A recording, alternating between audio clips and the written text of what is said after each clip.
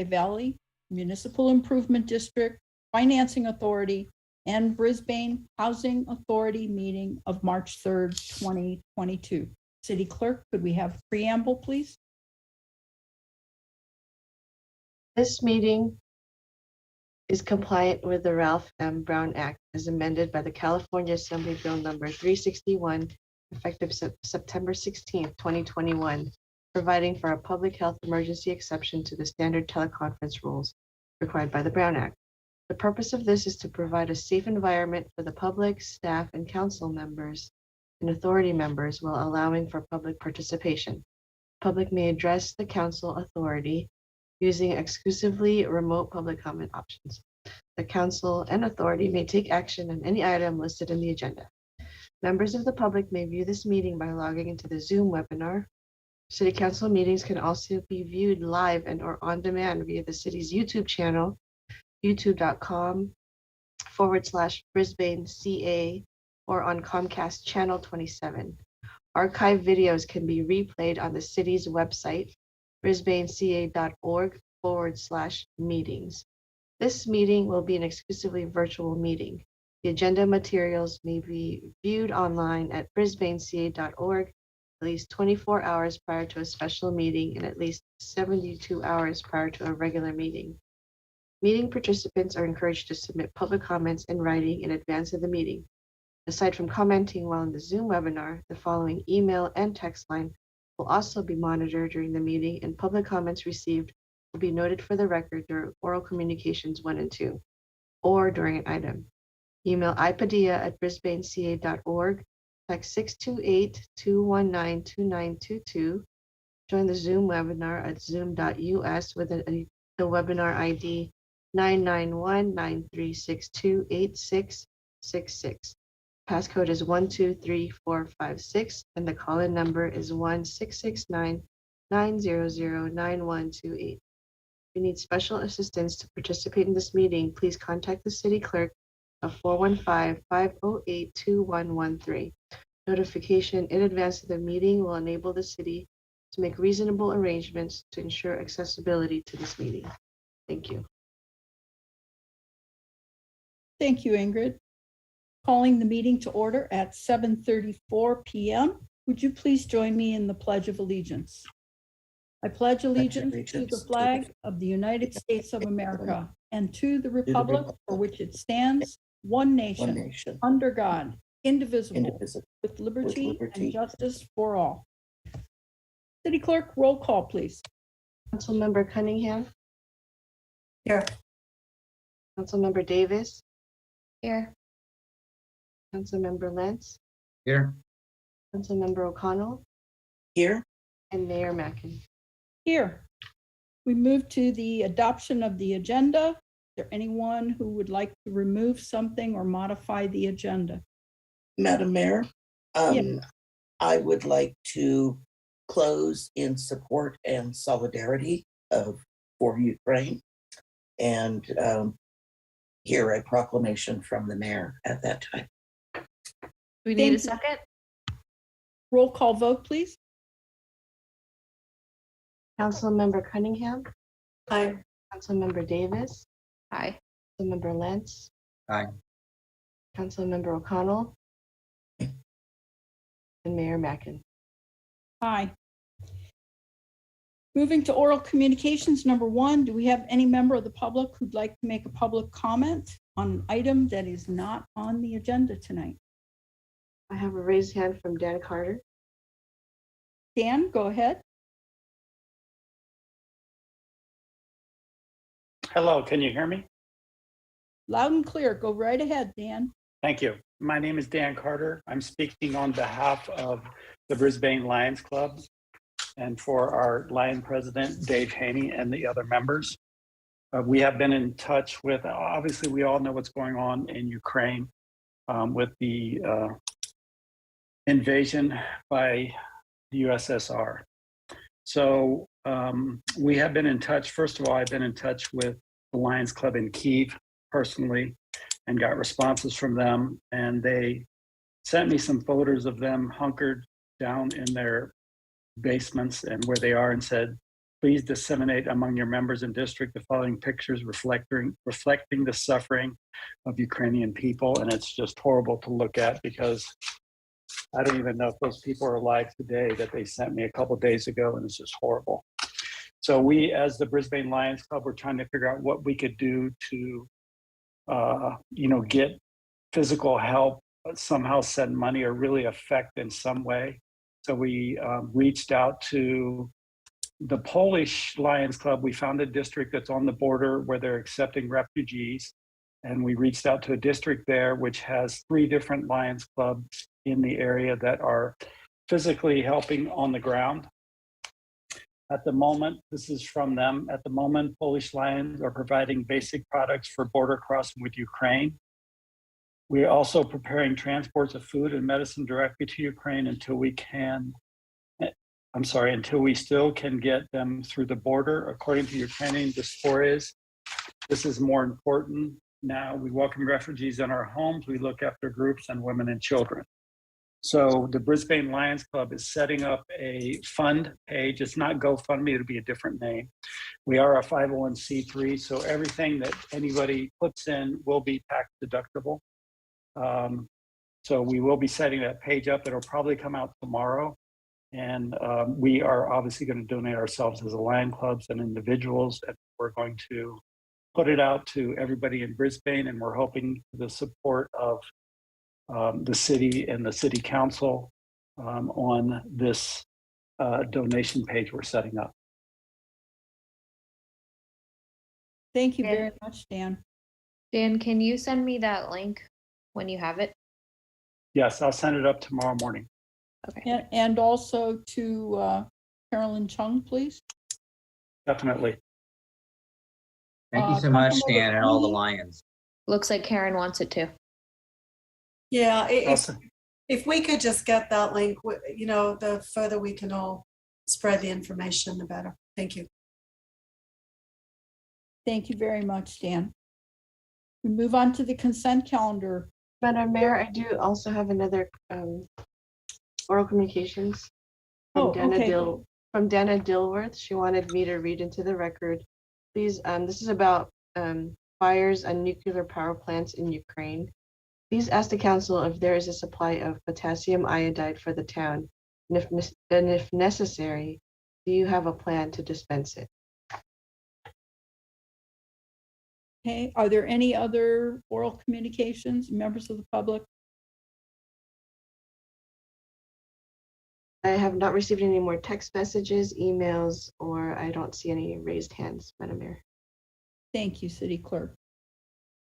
Consent calendar again, is there a first and second to approve the consent calendar? We have items A through H. I would make a motion to approve items A through H. Second. Roll call vote, please. Councilmember Cunningham, Aye. Councilmember Davis, Aye. Councilmember Lentz, Aye. Councilmember O'Connell, Aye. and Mayor Mackin. Aye. Next item, we move on tonight to a workshop. This is regarding our affordable housing strategic plan, the goal setting workshop, and housing element update. Could we have a staff report, please? Yes, thank you, Madam Mayor. So again, this is a workshop. The topic is housing, a couple of separate but related topics. One is we want to give a very short overview of the housing element update at the end of the workshop. Again, you'll be seeing that in its final form as part of your review and approval process. The housing element is currently under workshops for the Planning Commission. So that's an ongoing work effort. We just thought we'd give you a quick update on where that stands. But the primary focus of tonight is to talk through the affordable housing strategic plan. Again, its primary focus is to really focus the city's efforts on affordable housing, what the city's objectives and goals are. And again, we're really hoping tonight that the council will provide some feedback to our consultants in terms of moving that plan forward. So with that, I'm going to turn it over to our consultants from Eco Northwest, and I'll let them introduce themselves and take over the presentation. Thank you very much. Okay, well, thank you, sir. Appreciate the introduction. I'm going to take a moment to share my screen. We do have a presentation.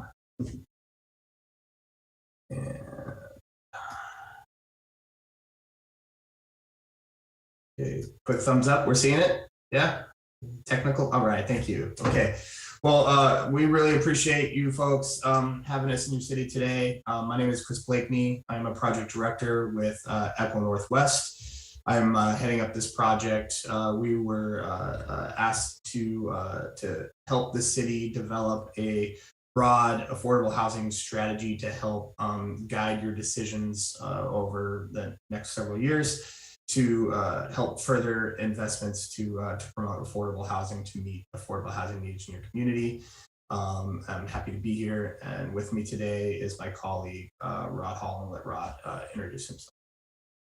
Good evening, everyone. Nice to meet y'all, Rod or Roderick. I'm a project manager at Echo Northwest, and I'm also the project manager for this particular project. Looking forward to hearing from everyone tonight and getting to see more of the faces behind the scenes that we've heard about thus far. So Rod's going to do a quick project overview, give you some information about some of the kind of early findings that we found in terms of housing need in the city of Brisbane, and then give you kind of a quick kind of 20,000-foot flyover of how this project is going and what we're trying to achieve in this effort. Perfect. Thank you, Chris. So as Chris already stated, the purpose of this project is really to work with the city to think about investments in current and anticipated affordable housing needs, both from, just not only supply and production, but also thinking about the revenue needed to produce more housing. And at the same time, that's happening concurrently with the city's housing element update, as well as development coming into the city in the form of the Baylands. Thank you. And so with this slide, we like to typically show this slide to just emphasize that housing is needed for a lot of different people at price points across the spectrum, as you can see here. And one of the things that is important to note is for this part of the graphic where you see supported environment at, that's where a lot of times local governments can really play a strong role in producing more housing, as as we'll show and demonstrate through this presentation, that's the sort of housing that's not often being produced by the market. And it's often also where some of our more vulnerable folks in the community will find themselves at. Next slide, please. Thank you. And so what we want to just emphasize is that this project, as you can see here, there are a range of incomes that are specific to Brisbane, but the purpose of this project is to focus on people in these first two categories, in these two blue boxes here, people where you see regulated affordable housing up to 60% of MFI, as well as moderate income affordable housing, which is 60% to 120% of median family income. Next slide, please. And so as we go through this, we have this graphic here to just help y'all understand what this looks like. What we've already been working on with staff is understanding the need of the community. And we've already also been thinking about, well, what strategies exist in the state of California in terms of like legality and things that the city of Brisbane can do. Of course, tonight we are at the point of engagement in this process where we're talking to y'all to make sure we understand what your goals and priorities are. And we make sure we take into account your perspective on this matter. And then from there, we'll get into thinking about prioritizing the different strategies, how they play out, and what that looks like for implementation. So turning to Brisbane today, as you can see here, homes are becoming less affordable and the market is not producing low-income housing. This, of course, is happening concurrently with just the new RENA mandate from the state. And as you can see, Brisbane has in the previous cycle, Brisbane didn't really get permits for two of the more important categories, if you will, low-income and very low-income households, but certainly had a RENA target for those. And next slide, please. As we begin to think about what that means in terms of the effect of that, you have or excuse me, the cause of that, you have rent and home prices that are growing faster than incomes are in Brisbane. And what that leads to in terms of effects is a situation where, next slide, please, where people are having to think about where they can live at in this region to find homes that are affordable to them. And so you see all of these issues around displacement and commuting, where we have people who don't necessarily live in Brisbane, but work in Brisbane and are having to make that commute, or people who live in Brisbane, but don't work in Brisbane. And so that, of course, is playing out. And then next slide, please. As we think about what happens for the future of the city, there's an opportunity for new development to certainly have a positive role, but at the same time, we also recognize that development can worsen a lot of the inequities that I think council and the city and staff care about and are trying to address. And so we want to make sure that as we are moving through this strategy, moving through this exercise tonight, one of the key things that we want to just emphasize is how we can make sure that new development is leveraged in a way to actually think about producing more affordable units, especially in thinking about the new RENA targets, but also in addition to that, revenue as well that can be used moving forward. Thanks, Rod. I appreciate you giving us that quick overview. And so I'm going to take a moment here and just talk about the role that the city can play in helping with affordable housing. And Rod had talked about a few things. For example, the RENA. So we threw up that graphic that showed what your RENA was in the 5th cycle, and when you compare that to what your obligation will be for accommodating need in this cycle, it's much different. So we have almost 1,600 units that the city of Brisbane is going to be responsible for trying to accommodate in terms of capacity. That's a pretty big target to try to hit, and for that to happen, a number of things really have to come together to make development occur, right? And the first among those is the market. It begins there. Development doesn't happen unless there's a demand for housing, and there's clearly a demand for housing in Brisbane. There's clearly a need for housing in Brisbane, not just at the market rate, but at all levels of affordability. And as Rod touched on in that graphic that compared the actual units that have been developed in Brisbane compared to what the previously identified need was, it's very clear that there are certain segments that are being left behind in this market. He's also touched on this notion of what the market can do versus what requires support. So we think about market rate housing, that's in the where you can charge market rents, and development is much more feasible because the income that's created out of that can subsidize more, or can support more debt. At lower income levels, you're basically restricting the amount of income that a property could make off of a project. And that requires, that means that you have less income that supports less debt. So you need more equity up front. And that's when we talk about the supportive environment. They talk about things that the city can do to help make development more feasible. And that's through a number of different things. So if the market's there, which we've established it is, then there's 3 other factors. And the obvious one is land. So the development needs land to occur. What's less obvious is that land needs to be available at a reasonable cost. And so for affordable housing, sites also tend to be more specific. They need to have characteristics that could support the scale of development to make a project more feasible and require less subsidy. And so there are things that the city can do around land in terms of buying down land or acquiring properties or helping facilitate acquisition or assemblage of properties to help make land more available for affordable housing. Perhaps the most important thing you could do is take a look at policies. So public policies, things like zoning, things like density, things like design standards. These are things that you could do that are to remove barriers to affordable housing development to make it more feasible and again, require less funding.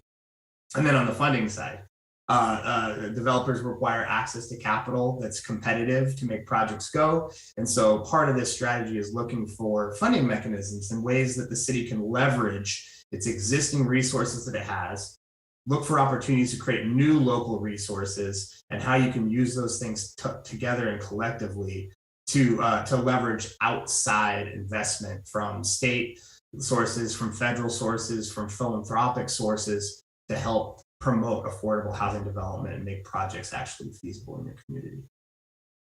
And so when we look at the range of strategies to support affordable housing production, there's really kind of a spectrum that we talk about. And this ranges from very low impact to very interventionist strategies, right? So on the left hand of the spectrum, you're doing things to be more informative. You're looking for partnerships. You're providing information to the development community. You're doing things that make decisions more transparent and easy. In the middle here, we're talking about some of these things we were just talking about in terms of regulatory environments. You're removing regulatory barriers. You're looking for opportunities to reduce the cost that it takes to develop affordable housing. Again, just to emphasize, we're talking about affordable housing in these instances. And then on the more interventionist end of the spectrum, you're doing very deliberate things. You're looking at creating new local funding sources. You're looking at opportunities to acquire land and dispose it to the development community for affordable housing development. So when we propose a range of strategies, we'll have strategies within each of these buckets. And it's up to the city, it's up to the community to decide what's the appropriate mix given the amount of resources that the city has at its disposal and the targets that you're trying to hit in terms of production. So this framework, really, one of the purposes that we have tonight is to get some direction on where we should be thinking about some of these strategies along that spectrum. And so we'll start to develop some of these strategies and have some filtering questions. And so this begins with an assessment of, you know, how well a strategy is addressing local goals, your local objectives, your local needs, things that we're noticing or observing as a need in the community or a population that's not being served. We're also talking about the opportunities for leverage. So, you know, what are the things that we can do to leverage your existing competitive advantages?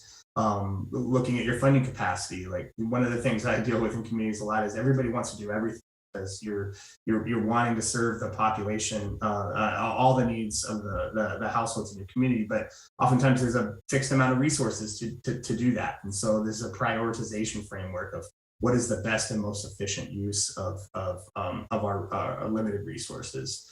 And then on timing and implementation is what can you actually do? You know, oftentimes when you layer a program upon a program and you try to do these things, it requires staff time, it requires capacity, it requires additional costs to the city. So what is something that you can actually achieve within a meaningful time frame that can help move the needle and address the needs that we're observing in your community? Things really have to be grounded in reality. So what we've done here is we've kind of prepared a series of kind of workshop-y type of questions, things that we'd like to run through you and get your feedback on. But before we proceed on that, I might just pause and see if there's any reaction or questions to any of the presentation that you just saw. And I'm happy to go back to a slide if there was an observation you'd like some clarification on. So I just open the floor real fast before we start to get into some more facilitator prepared. I'd actually like to start. Thank you for what you've presented so far. You had a slide near the beginning that related to something, I believe it said 53% of workers live 10 miles away. Yes, and so I can, excuse me, I'll go back to that slide for you. And so this is data that comes from the US Census Bureau. What it does is it tracks the flow of people from where they work to where they live and vice versa, where they live to where they work. And so what we're showing here is that of the people that work in the city of Brisbane, more than half live more than 10 miles away from the city. So what you have on the screen, those numbers on the map, are those actual employees' workforce? Yeah, so what this interprets is there are currently 6,460, again, according to census data, there are 6,400 people that live somewhere else that don't live within the city limits that commute to Brisbane for work every day. Okay. And then there are also 2,300 people that live in Brisbane that go somewhere else for work every day. And among all of those, there's only 209 people that actually live and work within the community. Okay. So in keeping that in mind, do we have a way, or have we tried to identify the income strata of those workers who commute to Brisbane, which you noted as 6,468? Because when we talk about affordable housing, and I can play devil's advocate and say nothing's affordable, would that number even qualify for low income housing? Or would they be more seeking the middle range or market rate, which market rate is also ambiguous now? But have we identified what kind of housing that workforce would qualify for? This data set in particular doesn't let you drill down into a granular level of income of these workers. There are some very broad categories, but it caps out at like $5,000 a month of income, which if you do the math, that doesn't translate into very much. And so if you're asking me if you can discern whether or not these are tech workers that are working here, or factory workers that are working here, or warehouse workers that are working here, that's a very difficult question to answer using this particular data set. Okay, but it's very relevant to this because we can't make any assumptions about how much housing we might want to provide unless we know, are we building the very low income? And I would make an assumption that if someone is commuting 10 miles or more, that they're paying substantial amount of their income for commuting, transportation costs. But I also wondered, have we any means to identify the housing needs for Brisbane residents who are being displaced? There are metrics that we have access to that show very broadly, and this is one of the problems with this type of analysis in communities of the size of Brisbane, because it's typically done at the census tract or block group level. So there are metrics that we have available that we've designed, that we've worked with our partners to design. The Urban Displacement Project at Berkeley is one of the authorities on this, that produce metrics that show what the displacement risk could be within different types of communities based on a range of factors.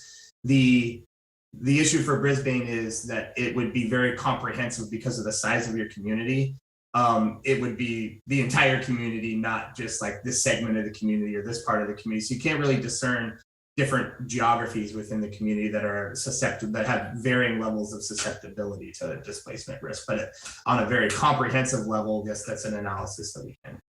Okay, because I mean, we're very different from some of the other more affluent cities in the peninsula and in the Bay Area. So I think we have to look at Brisbane may be an anomaly compared to studies done elsewhere.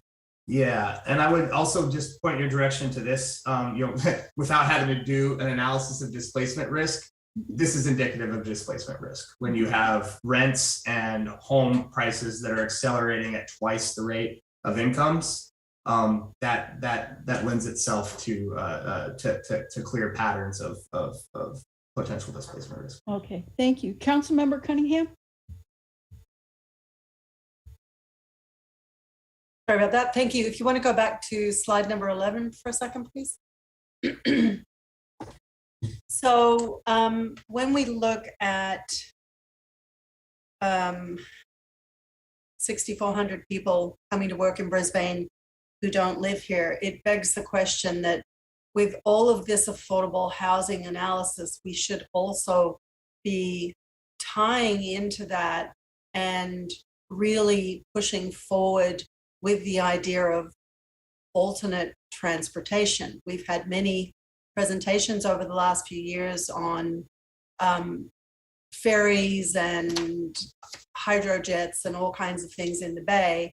And your graph here quite sums it up when you see those arrows going directly to Alameda. If there was a ferry or something going from Alameda to Brisbane on a regular basis, that could certainly relieve some of the pain that the people leaving Brisbane to work and coming into Brisbane have, and could even alleviate the situation where they want to live closer if there was better transportation. So I totally want to tie that one together.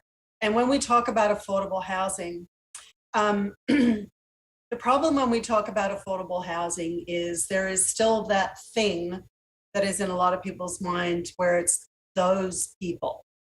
And those people is not a flattering observation of people seeking affordable housing. It is looking down the nose at those people. I think what we really need to be doing is quantifying what affordable housing means, what in numbers.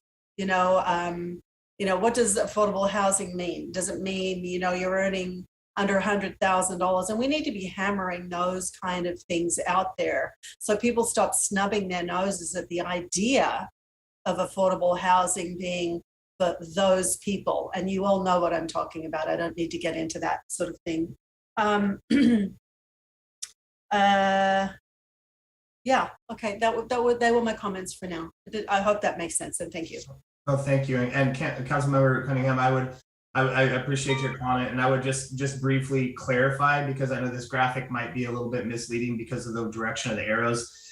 This is not indicative of these people, of folks moving to and from Alameda. It's just kind of the way that the orientation of the arrows are. So folks are coming from East Bay.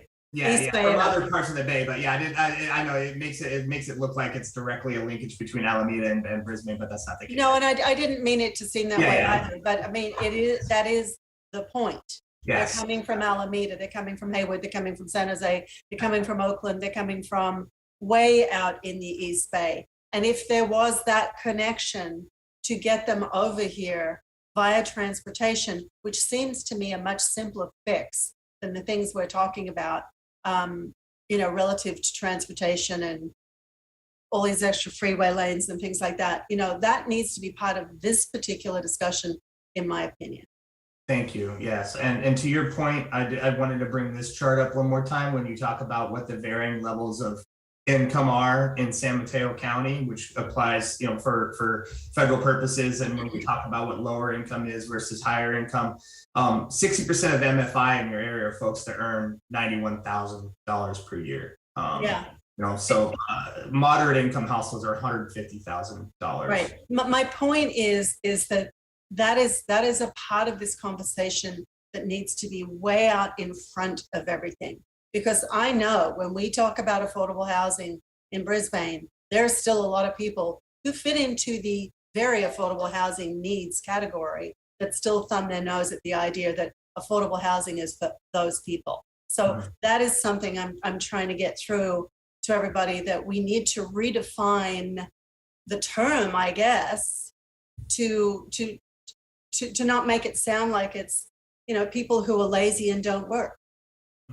I know everybody in this town who needs affordable housing is certainly not lazy, and they work very, very hard.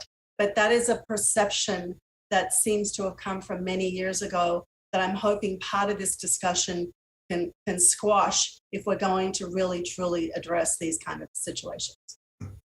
I'll be quiet now. Can I follow up? Can I follow up on that comment too? I think the other thing that we hear is that so we have like these higher income brackets that you wouldn't think necessarily annual salary would put you in the affordable housing range. But I think also we hear like this criticism that, oh, well, affordable housing, you could make $100,000 a year and you qualify for this affordable housing unit. Well, what are you guys doing for people who only make 50 or people who only make 60? You're not doing anything for them. I think that there's like this criticism as a city that we hear all the time, like that there's this scoffing at the fact that somebody who makes, $120,000 might qualify for affordable housing unit, but then that's they infer that means that there's nothing for somebody at 60 or 50 or 70. And I think that we need to have better conversations about what the ranges are. And when we do move forward with any type of, building, perhaps there has to be those units that people who are very low income will be able to qualify for. Councilmember O'Connell? Well, my initial comment was the arrows didn't point to a particular area. A lot of our jobs here in Brisbane are well-paying jobs, and people are commuting from Mountain View to come to them.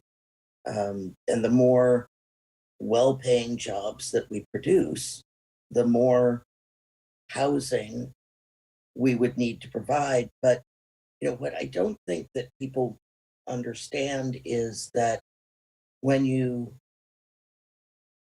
set up a home or, a home base, apartment, whatever it may be, you don't necessarily move once your kids are in school. You don't move because your company moves. You follow the company and you end up commuting. And I think that it would do a disservice to Brisbane to think that just because, if I were able to move to work in Brisbane and I bought a house here, if that job changes, I'm going to be commuting more than 10 miles. So you can't, if you have an area that is homeowners and people who have put down roots in the community, they're not going to move for their job because they're not going to uproot their kids from schools. They're not going to change and leave all their friends behind. So it does a disservice when you just look at housing based on where people work. Because I know I've changed jobs and I didn't move houses. When I found my home in Brisbane, this is going to be my home for life. And when I changed jobs, that I had to deal with. So building housing for a workforce may work in transitory communities where people tend to move around, but that's not what Brisbane has been. People come here and they never leave. And I think our residents are very proud to put down roots here and become part of the community. And it's not part of the community that they work in.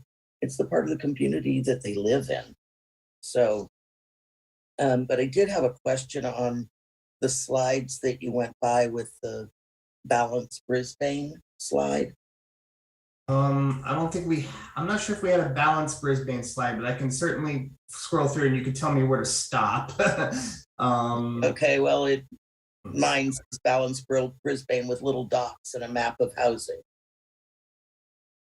Maybe that was not part of your presentation. I don't think it was part of our presentation. And I think if you're referring to what might be in your agenda packet, there's some housing element slides, perhaps, John. I see you turn your camera on there. You might. Yes, that's correct. That's related to, we'll touch on that when we go through the housing element discussion after this. Okay, it's just printed on yellow, and being colorblind, I can't read the numbers in the yellow dots. Okay, thank you. Councilmember Lenz? Thank you, Mayor. Hi, Chris, Rod. It's really helpful for me to hear the feedback from all of you, and getting these different perspectives. What kind of calls out to me is that we still need more information about our community. Sometimes it's easy to kind of assume that we're kind of all like this because it's like a circle of friends that we are around. But then we do know of folks who struggle to stay in Brisbane. We know that there are some folks that would love to come to Brisbane, but it's just financially out of their reach. Maybe they do work here and maybe they participate in some of the events that we have in our town, and we live in a wonderful place, and a lot of folks would would love to be residents, but they just can't afford for that to, to happen. I mean, I know, Chris, you have more in your presentation that you're going to provide, and I'm looking forward to seeing more of that. I have other questions, but I want to see, like what you're going to present in these next slides, so that we can hopefully put forth a strategy that creates action, rather than just saying, hey, we're for, we want to see affordable housing. We're going to do something about it. We're going to really roll up our sleeves and make it happen. I have one more question before we move on. In terms of that statistic, going back to it, about 50%, 53% of the workers living 10 miles away. Those statistics, were they pre-pandemic? Are they current? Because recently I read that the #1 accommodation that all employees are asking for nationwide is to be able to work from home.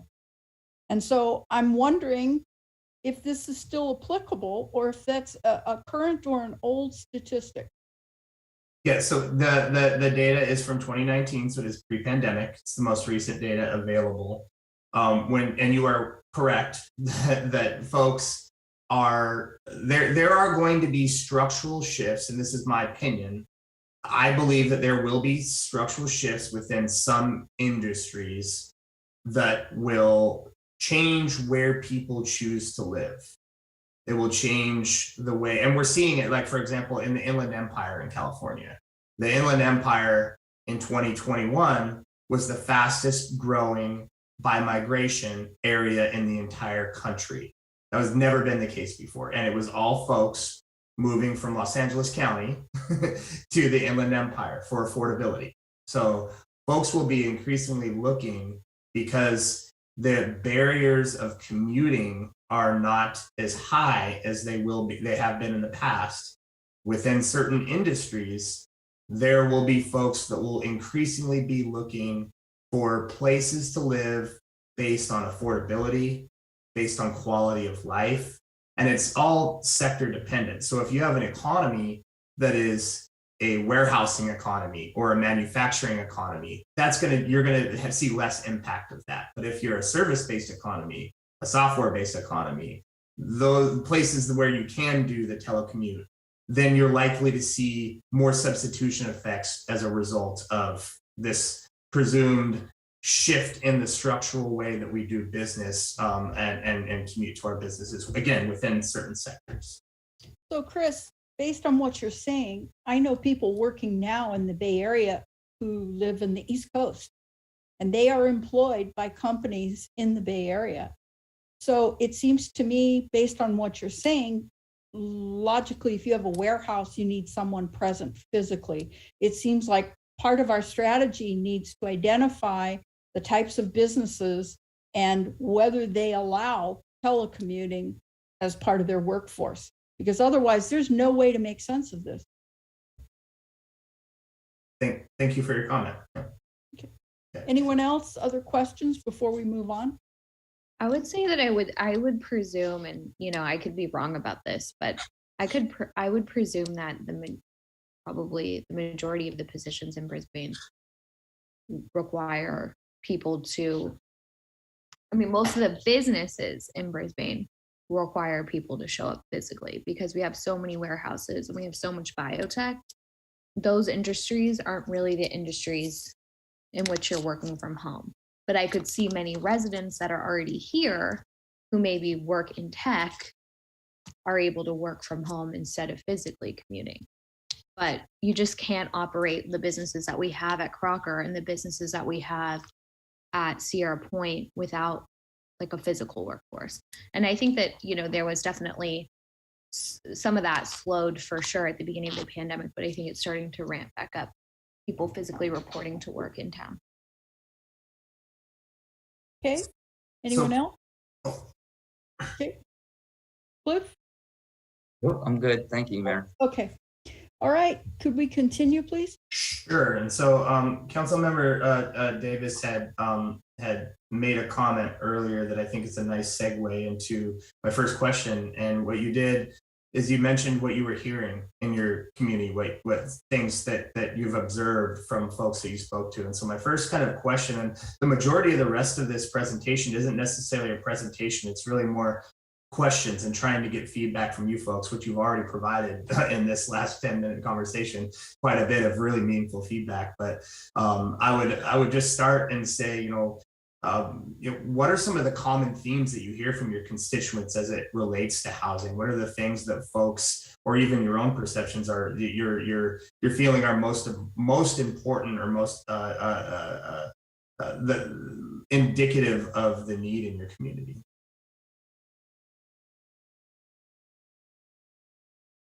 Anyone want to tackle that? Councilmember Lentz? Thank you, Mayor.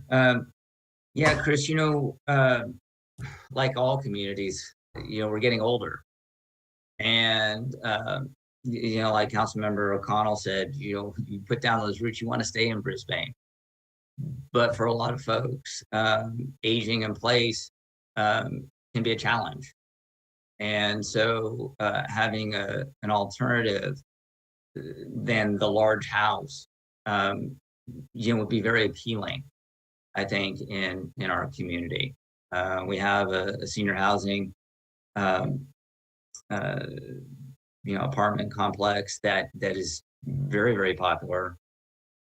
We got a long list of folks that want to come in. That there's still a strong need there. Having young families, being able to afford to be in Brisbane. I mean, that's you want that energy. Young people, make the community just a wonderful place to live, and having those families, that's kind of part of the tradition of our town. And so wanting to continue that, I think is really important for many people in Brisbane. Of course, I know we're going to be going into that housing element, and where are we going to put all those units? Obviously, we're banking on having those units being in Brisbane, in the Baylands. But still, we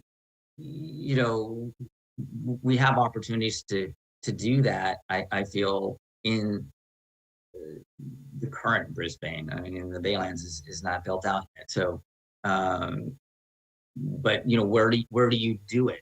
Do you take some of your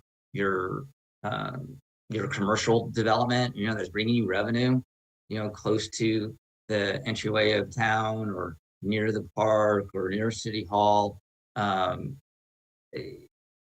That's, to me, that seems like a logical place. And I hope that that's a discussion that we can all have. Yeah, those are some of the things, Chris. But so what I interpret part of that last part of what you're saying is, you think that there is perhaps a need for a bit of geographic diversity of where affordable housing is located within the city. So not just isolating it to the Baylands, but considering and looking for opportunities throughout central Brisbane where it's appropriate and feasible. Is that? Absolutely. I mean, I think if you look at Brisbane, maybe even today, I mean, when you're a politician, right, and you're running for office, the best way to get elected in Brisbane is knocking on doors. And, it gives you this opportunity to basically knock on almost everyone's door. And you just see that there is a lot of diversity. There's a lot of ranges in incomes and how people are getting along. Some folks are just doing fabulous, and you can see other folks, they struggle. Now, maybe they own that house, but it might be difficult, for to keep it. But, thank goodness that they're still there. So they are low income. And they might be, living right next door to, someone who is, making a boatload of money in the tech world. Mm-hmm. And so to me, that is Brisbane. and to then to think of affordable housing as, you know, mixed in with other market rate housing and moderate rate housing in regards to new development, to me, that makes sense. That is what our town has been, you know, organically has created. Mhm. Councilmember O'Connell? I don't have any comments right at the moment. Councilmember Cunningham? I just want to add that it's not like we are suddenly going to put affordable housing in with the rich people. I moved here in 1994. And one of the things that really appealed to me about Brisbane when I came here was that it was pretty obvious to me back then that the rich and the poor already lived alongside each other in Brisbane. We have such a mix of housing and housing styles right next to each other. I don't think it's something we have to create. It's been here for a long, long time. The problem we have is that we have a lot of aging population who now live in a very affluent society, and many of them can't afford to stay here and haven't prepared to stay here. And that is, it's a horrible thing for those people. And then the rents have become out of control here. And so we have gone from being a very blue collar community to currently, and this is an accurate fact, having the fourth largest amount of PhDs per capita in San Mateo County. So our demographic has changed dramatically, but the people who've lived here for a long, long time are still here. And many of them are struggling to stay here, even in their small, modest homes. So the idea of putting small, modest homes throughout Brisbane has been here forever. It's not a thing we're planning on or is new. It was the thing that I found most appealing when I came here. But we certainly have people who've lived here for many, many years who can't pay their property taxes, who just can't afford to stay here. And I don't know what that answer is, but I just wanted to throw that in that mix. Councilmember Davis? I would say that, I mean, this is an issue that spans all age groups. It spans the elderly. It spans people who, you know, have been living with their parents, lived in Brisbane their whole life. You know, they're just at the early start of their career and they don't make enough money to live on their own. They're either going to stay at home with their parents for a considerable amount of time, or they're going to have 4 or 5 roommates. Then you have people that have kids, and that's, you know, financially really can be really stressful. So I think that the point here is that we need a variety of units in size units. We need small units and we need units with multiple bedrooms, because it's clear that there's many of all different demographics and all different family sizes. There's a need for affordability. There's a need for true affordability, right? So we have little a and big A, right? And what by definition is considered affordable is not really on the ground realistically affordable for a lot of people. So I think that units that are for rent, it would be great to help people own homes, but I think that that's not the most critical issue in this moment. I think the biggest issue is really just having a place for people to have stability and to be able to afford it long term. And, you know, the next step beyond that is home ownership. So I think that the people who are in the most need are the people who really can't even afford just rent. So to have units that are rented out and your rent is based on a portion of what your income is, so that it is absolutely affordable based on what you as a tenant make, that's, I think, what's going to get us ahead. And if people move up in their careers and they make more money and their rent is still at that lower amount, they can start saving that excess and using that, you know, for a down payment and moving up and being able to have that unit become free for somebody else who then can move through that process. So in my mind, it's really units for rent, it's units of varying sizes, and it's units that the rent is truly affordable. I'm going to jump in here. I agree with pretty much everything all of my colleagues have said. I'm going to mention that in the past 5 to 7 years, I have watched a lot of people in Brisbane move because they were renters, and many of them had lived here for 20 years. They were not elderly, and they got squeezed out by the rental market. And that's just wrong. And Brisbane was founded, I don't want to get preachy, but Brisbane was founded years ago on small homes by people who couldn't afford to live in San Francisco. So I think parlaying off what Councilmember Davis said, the rental market here is very important, and it needs to include studios, 1 bedroom, 2 bedroom, as a way for those living at home or the seniors who want to stay in Brisbane to have a means to stay here. We represent our constituents. We're going to put them way ahead of someone who's commuting here because they want to stay here. That is our priority in my mind. At the same time, Brisbane was the place where a lot of people historically bought their first home. They were small homes. They located here because they could afford it. A lot of them still live in those same homes, and they've handed them on to their kids. So while there might be and has been, as you see from the amount of permits that have been issued in the last RENA cycle, they did not tend to be in the affordable range. I think we need to tip the scales back in that direction and provide first-time home ownership. They can be small homes. I know a lot of people would love to get out of renting and buy a small home, and those will always be in demand. The $2 million plus homes are not demand. It's the ones that are at $500,000 now, or if you could ever find anything less. So we know that will always be in demand. And I think the health of Brisbane is recognizing that we have a variety of income stratas, and that makes a healthy community.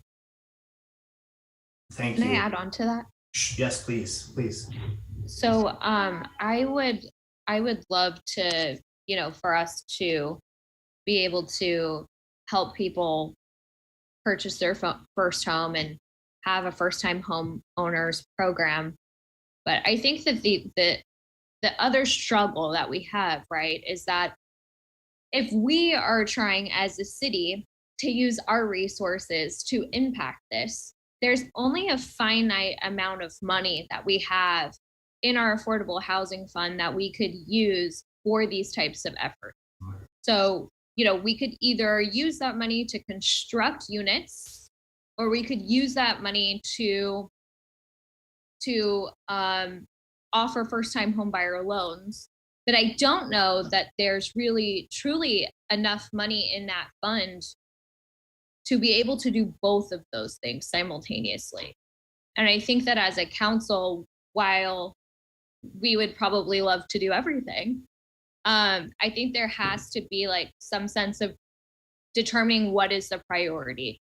Is the priority to create new housing stock with the money that we have, that is within our control versus, working with developers like UPC, right, or BDI? Or do we want to help those people who are first-time home buyers buy the existing housing stock that we have? Or we could partner with somebody like Habitat for Humanity that creates physical single-family homes or townhomes, and that adds to the housing stock, but it's more of a first-time home buyer program. So I think the challenge for us here is going to be determining what is the priority of how we want to spend the money that we do have in our affordable housing fund. If I may add to that also, I have had conversation with someone, the Redwood City Council. They've had an enormous amount of development, both in rentals and also in condos. And they implemented, and I can't tell you the details, but I was told they implemented a strategy since they saw so many of their workforce displaced, that anyone who wanted to build in their community had to develop a priority list whereby anyone who was being displaced got first chance at, say, an apartment or purchasing an affordable home. And I think we need to investigate that for Brisbane residents. Madam Mayor. Yes. So, Councilmember. yeah, just to kind of piggyback on that conversation, when I moved to Brisbane in 1989, the house that I bought was maybe 900 square feet. It was $235,000. A home just very close to me, smaller, it's sale pending. It was $900,000. The regular market rate, whether it's a big house or a dinky house, it's still not going to be affordable to a lot of folks. And so we're going to have to be one of the players in helping to create this new affordable housing in our community.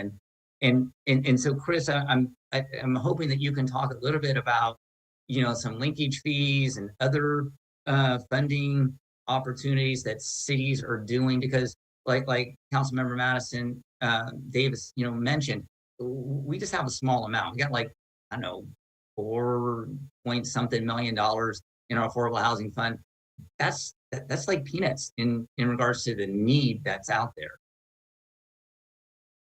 I really like this council. You guys have gotten way ahead of all of my questions already, so kudos to you all. So a couple of things I would just react to this conversation, and that would be some of the key themes I think I heard. One was, it would seem to me that there's a general existing culture of within Brisbane, or at least an acceptance of a willingness to have more mixed income properties. So there's not an aversion to having folks of different income levels being proximate to each other. That's one thing I heard from both Councilmember Cunningham and Councilmember Lentz. I think this conversation is probably the most important about what is the best use of your scarce resources and how to increase resources and increase feasibility without using resources, right? So there's two kind of mechanisms that you have there.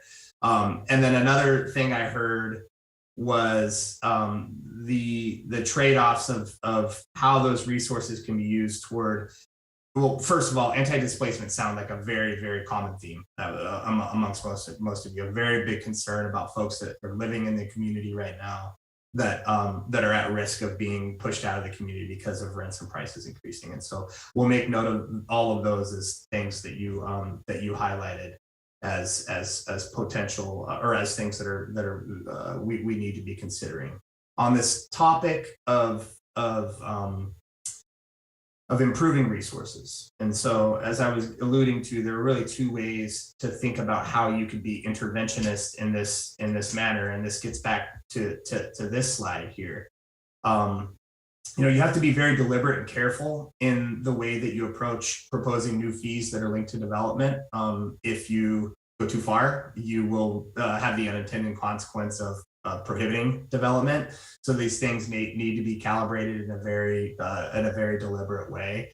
And so I would start by maybe just thinking about how philosophically you as a city and you as a council think about the linkage between kind of the getting to this slide here, the growth that you're seeing in the community and the impact that these types of developments will have on the need for housing, and how you see that philosophically as a role in supporting affordable housing development. So you mentioned things like a linkage fee or an affordable housing impact fee.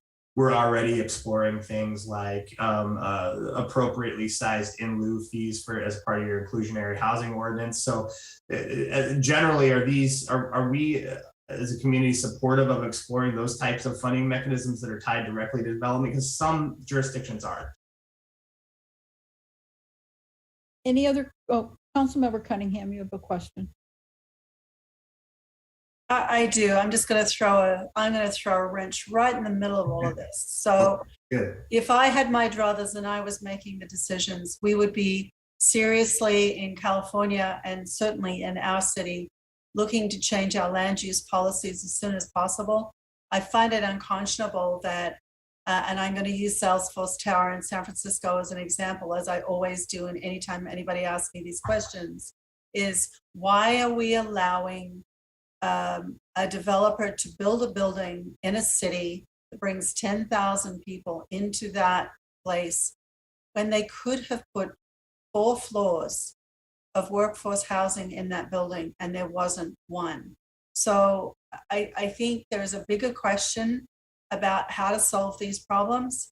And that is that we need to be looking at our land use policies in general as to, you know, if we've got a commercial development, why can't it have a floor or 2 of workforce housing in it? Not everybody will want to live there, but you know, the single people who jump on the train right next to where they work and go into the city and party and come home, you know, that's going to be suitable for them. So when we're looking at all the different avenues for fixing this problem, that's one of them. I do feel very strongly about the fact that we cannot do for one that we cannot do for all. You know, I see people saying, you know, well, maybe the city should be looking for money to pay my property taxes and this, that, and the other. We can't do that. We just, I mean, where would it stop? You are resident number 1, and because you've got friends in the community who are going to back you asking the city to help you pay your property taxes, what do we say to resident number 2 and 3 and 100? We've got lots and lots of people in trouble. So there's some more of my 2 cents worth is that I'm going to change land use policies. I think we should be making the commercial developments include residential. Might be a very unpopular thought process, but it's a different way of thinking. And what we're doing right now without redevelopment money is very limited. Before we move on, I might ask for a quick clarification from you, Councilmember Cunningham. When you talk about these buildings and you're describing them as being very mixed use, and so having them be in the same structure, is that a very deliberate perception that you would like to see buildings that include housing and commercial uses in the same structure, or is it more like the linkage between the two? Because oftentimes it's easier to separate the 2 uses but still have them in proximity to each other, or dedicate land or some other mechanisms. But are you stating that you think that it's important to have them literally vertically integrated in the same structure? Not necessarily, Okay. but we don't even have that conversation. Okay. And that's a conversation I think we need to have if Okay. it's feasible. For example, if Mhm. we've got a train station and there's a commercial building right next to it. I'm from Sydney, Australia. We've done it down there. The train stations in Sydney are not just train stations. People come home from work, they go upstairs to their unit that's right by the train station. And within the train station, there's a place for them to grab dinner. There's a wine bar. There's all kinds of different things. So it's just a different way of thinking about it and just putting another option on the table that we really don't have right now. Thank you. Councilmember Lentz, I think you were next. Oh, thank you, Mayor. Yeah, I want to strongly just echo what Councilmember Cunningham said about workforce housing. You know, they're the ones that generate the job, and thus they need to play a significant role in creating the housing that is needed from creating those jobs. And you know, Chris, this is something that we did talk about at our subcommittee meeting, and I'm hoping that you can find what other cities might be doing in regards to acquiring X amount of units tied to the amount of square footage of commercial that is built. You know, also Karen Cunningham talked about not having the RDA anymore.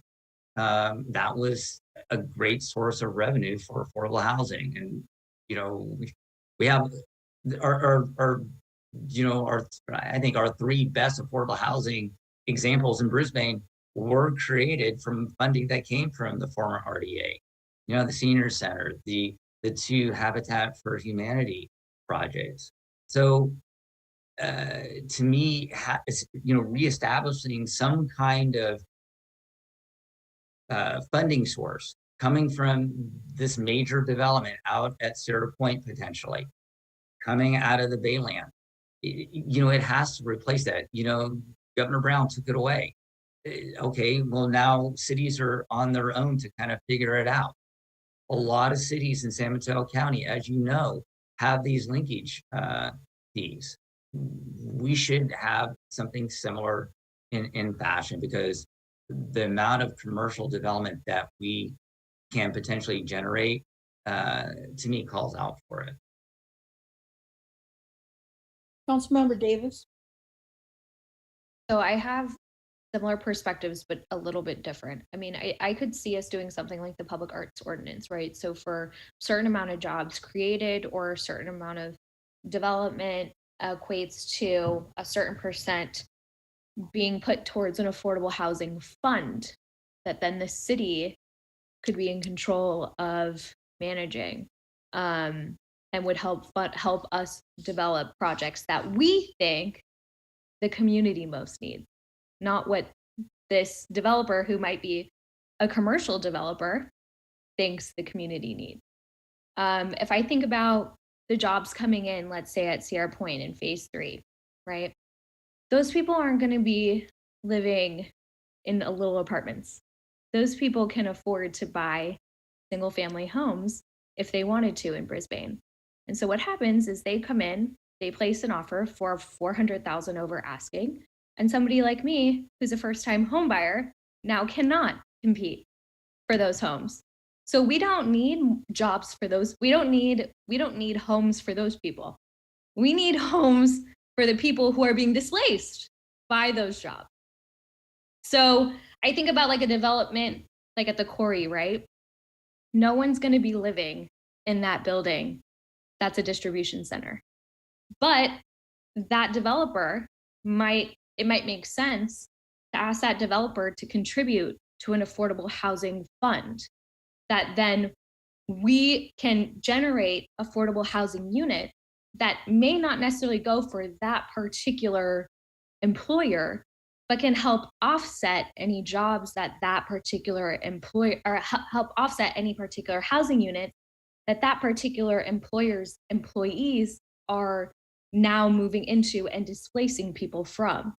So I agree with Terry. I mean, yeah, it's really nice to live and work in the same community, but a lot of people don't. And I think that we're presuming that these companies are coming in and they're going to be developing all these workforce housing units for their employees. I think we need to think a little bit more creatively about how we can generate money and how we can build affordable units, and whoever needs them will come, instead of designating that specifically for the employees of the jobs that are moving into town. Following up on what Councilmember Davis just said and talks about linkage fees, I would also ask our consultants to look into something I heard of just this week, where banks and biotechs are working to get legislation that would outlaw linkage fees. So I think we need to look into what the current climate is in that regard as well. So I might just move on to my next kind of big topic question for you folks. And I don't want to take up too much of your time today because you've already answered a bunch of my questions that I would have coming, so we don't need to press on too far. But if one of the things I've heard is that improving housing variety is a goal of the city, improving housing choice is a goal of the city, or at least a mandate from your new RENA allocation, right? You have 1,600 units you're tasked with planning for. What would you consider to be the greatest headwinds for your community? What are the challenges? So, in other words, what are the barriers to overcoming, some of the concerns that we've already discussed? Councilmember O'Connell. Thank you. For me, a lot of the concerns are suitability of where housing can go in our town. Mhm. We have a lot of landfill. We have a lot of contaminated sites. We have a lot of sensitive habitat. And we have a lot of slopes and stability issues, flooding issues in some of these proposed housing sites. And so for me, that is, the hardest thing is you don't want to put housing in a silo. People have proposed, I mean, if a new project at Sierra Point would require having housing in that building, the sidewalks are going to roll up at night there. Nothing is going to be out there, and people aren't going to live where there's nothing. Mhm. So you can't put people into an area where there is no structure for them to go grocery shopping or do any of their needs, or they'll be driving just as far as if they lived in San Francisco and came here to work. So for me, a lot of it is the sensitive habitat and the constraints we have because of landfill and contamination. Mhm. So those are my concerns. Councilmember Davis, would you like to comment? Yeah, I agree with Terry. I think that that's something that like the community is very sensitive about where housing is appropriate. And for the longest time, right, we never thought that the Baylands would ever be an appropriate site, and here we are looking at that. But that's something extremely sensitive to the residents of Brisbane. And I think the other thing is really like density. So yeah, could we accomplish a lot of units in a 10, 12, 13-story building? Sure. But how does that fit in with the mix of buildings that are around it?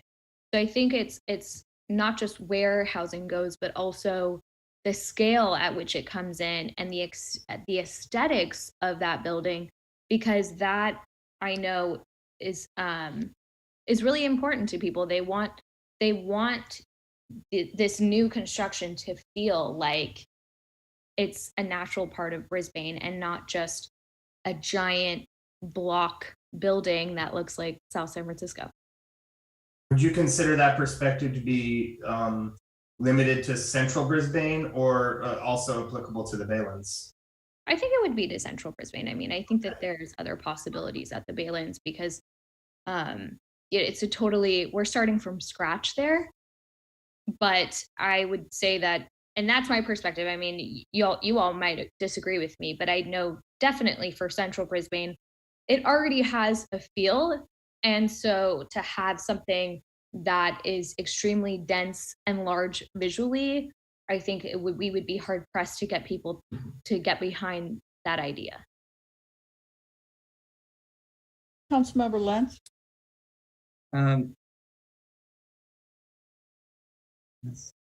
A few years ago, Chris, during that last housing element, it's amazing how time flies. We did this thing called Parkside, and we had a pop-up workshop with the community, and we had, I guess maybe about 300 people show up and give their opinions. To me, that's what's needed. I think we need to have a current, robust engagement with our community to really understand what are the needs, what's the level of acceptability in regards to new housing in our community. I don't think we really know that. I think it's like Councilmember Davis said, no one ever thought we were going to have housing in the Bayland. And that was voted on by the community. And, granted, yeah, there was a lot of pressure from the state in regards to, potentially taking away local control. But still, the citizens of Brisbane voted for it, and it went by 10 points. So there's a different, I think, perspective that we need to explore. And so that is one of the, one of the reasons why I was excited about having your firm be our consultant to be able to engage the community in that I think open and a non-transparent way. And then just one last other thing is that I really want to understand what barriers potentially have we put up through the years in regards to policy that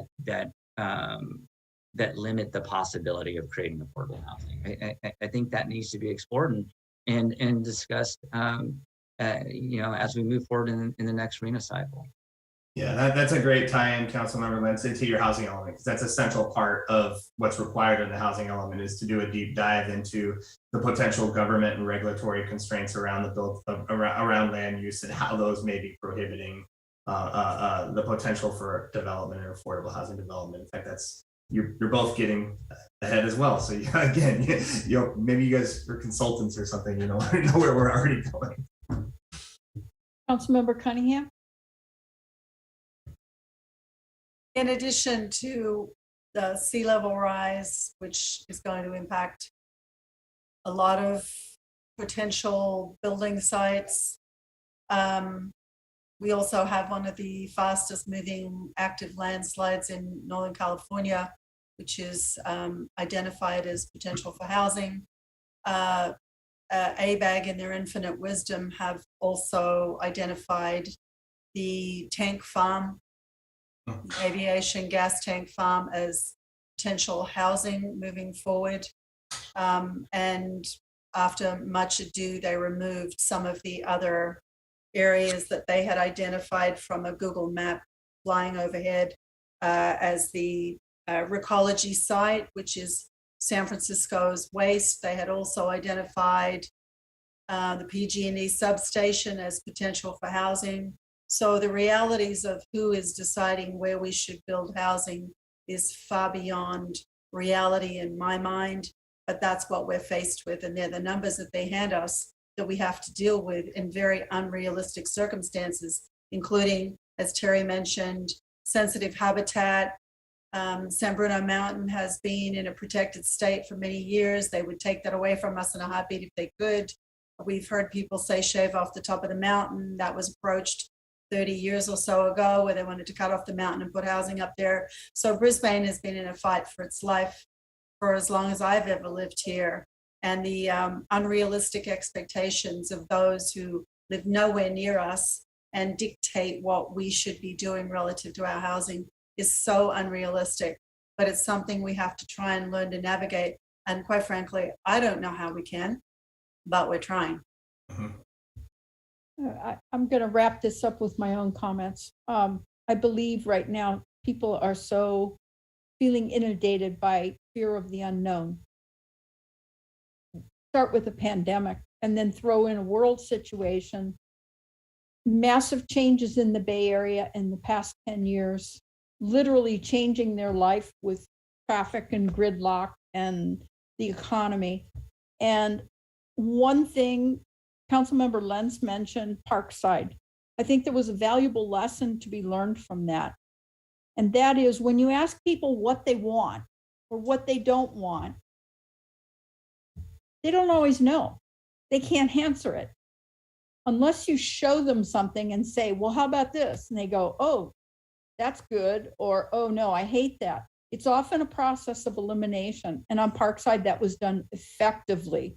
So when you ask people where should housing go, they don't know how to answer that because they don't know what they're picturing there. So I think the approach on this, some people might say they don't want any housing. But if you say, well, what about your neighbors and what about your kids? And would you be okay with housing that looks like this here? They might go yes, or they might say, no, I hate it there, but I could see that over here. I think we need to approach this from that perspective because there always will be some growth in Brisbane. Brisbane will always want to keep their kids here and young people starting out. So how we present that information is really critical as well. I would 100% agree with that. So, unless there's any other comments from the council members, I think we have some pretty good direction here. I think we know how to formulate kind of a next round of inquiry to the Affordable Housing Subcommittee and also to folks that we're going to be discussing this with in the community. And so I would just take a moment to thank you for your time very much and your feedback. This was very engaging, and we appreciate your insights. Thank you. And before you disappear, City Clerk, do we have any members of the public wishing to comment?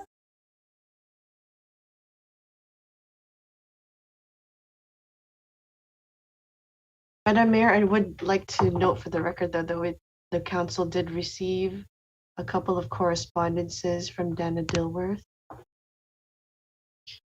regarding this issue, as well as Stephen Goodale. Okay. Councilmember Davis, did I see you wishing to speak? Yeah, I just, based on some of that public comment that came in, that it's, I think, important for us to state for the record that we are not here suggesting that we put housing out at Sierra Point. We're merely just having an overall discussion about housing possibilities in general in Brisbane, with specifically affordable housing. And I think there may have been some confusion amongst members or a member of the public about what we are really doing here tonight. So I think that it's important to state that for the record, that we are having general conversations about housing and the possibilities of where it could go, and not doing anything concrete to change where housing currently can go in this moment. I would just support you in that the purpose and the purview of our study is not to point to a place, or that's your housing element. We'll be looking at sites and places where it's appropriate for housing. That is not within the purview of this study. So I would echo that. Thank you, Councilmember Davis, for thinking of that. That's very important. And gentlemen, thank you very much for your presentation and promoting the discussion. I think it's really a very worthwhile start. Thank you.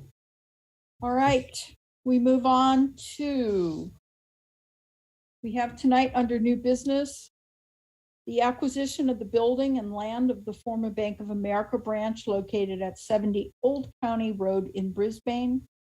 And this is considering a resolution about financing. Could we have a staff report, please? Yes, Madam Mayor, council members. This is a follow-up to previous meetings that the City Council has had. On December 9th in 2021, the City Council approved the purchase of the old Bank of America site for $4,250,000. Staff has worked with our financial advisor, Marty Johnson, to develop options, and I'll go over a PowerPoint presentation at in a couple of minutes to talk through what the loan is about. What we're asking you for tonight is to approve the two resolutions, one for the city, one for the financing authority. Also included in your packet was a placement agreement with Oppenheimer and Company. There's also the letter of agreement for funding with Bank of the West, which is the firm that we are recommending that we use for the funding of this project. There's also a site and facility lease, and then a lease agreement between the Brisbane Guadalupe Valley Municipal Improvement District Financing Authority and the city. So basically that we are doing is we're leasing the property we are selling the property to the Brisbane Valley Improvement District. They are giving us the money. We are then signing a lease with them to lease it back for a certain amount of money per year. That amount of money per year would pay for the bond issue that the financing authority is providing to the Bank of the West. And then there's an assignment agreement between the authority and the bank. And then there's a supplemental agreement between the city and the bank, which is what the bank requires. So let me try to share my screen at the moment and see if I can share my PowerPoint presentation.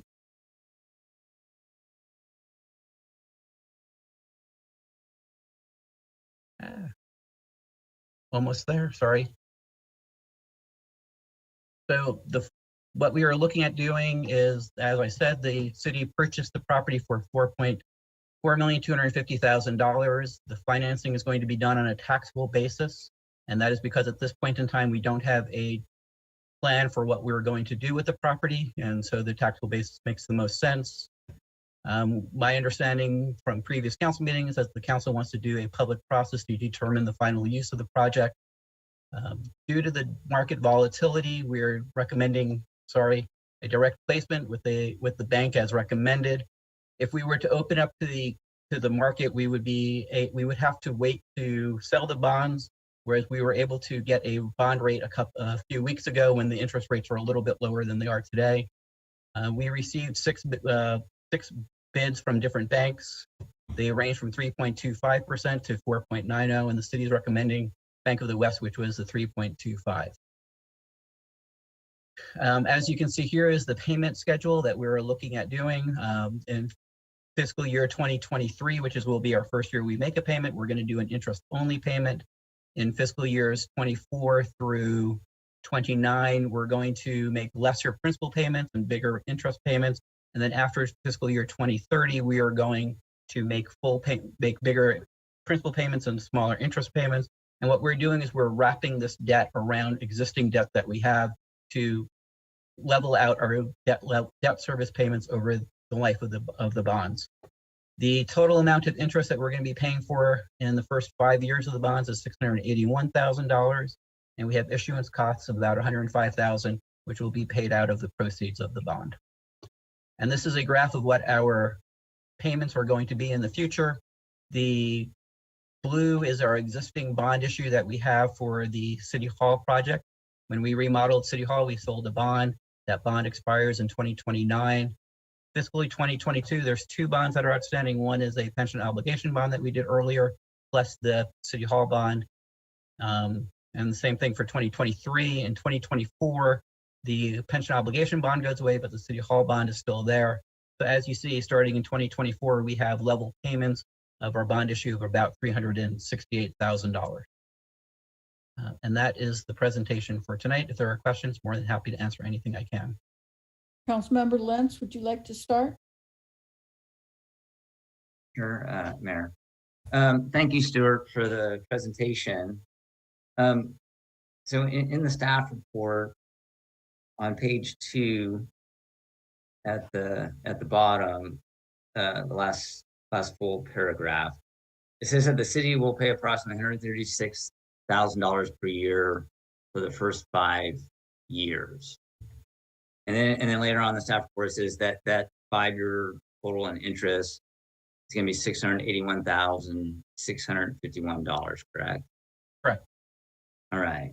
And then if the city just continued to make the payments over the 20-year period, the amount of interest paid before securing the property in full would be 1.848, almost $1.849 million. Correct. Okay. And then if it was say 10 years went by, we move forward this and 10 years went by, how much interest would we have paid?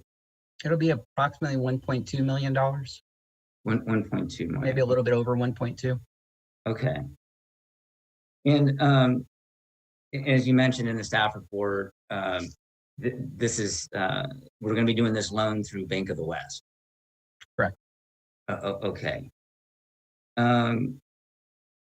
Let's see. So, also in the staff report, and this is something I'm definitely not recommending, but you did mention it, and that is that so we purchased the property with general fund money. Obviously, if we kept it as an asset of the general fund, that would make it difficult for us to be able to be liquid in case of an emergency that would come up. Correct. And that's I put that in the staff report to explain why the city council in the previous council meetings made a decision to borrow the money to repay the city for the purchase of the property. Okay. All right. So, in the previous presentation, we were talking about affordable housing, generation and funding and things like that. So how much money do we currently have in the Affordable Housing Fund? We have approximately $4.8 million. 4.8 million. Okay. And correct me if I'm wrong here.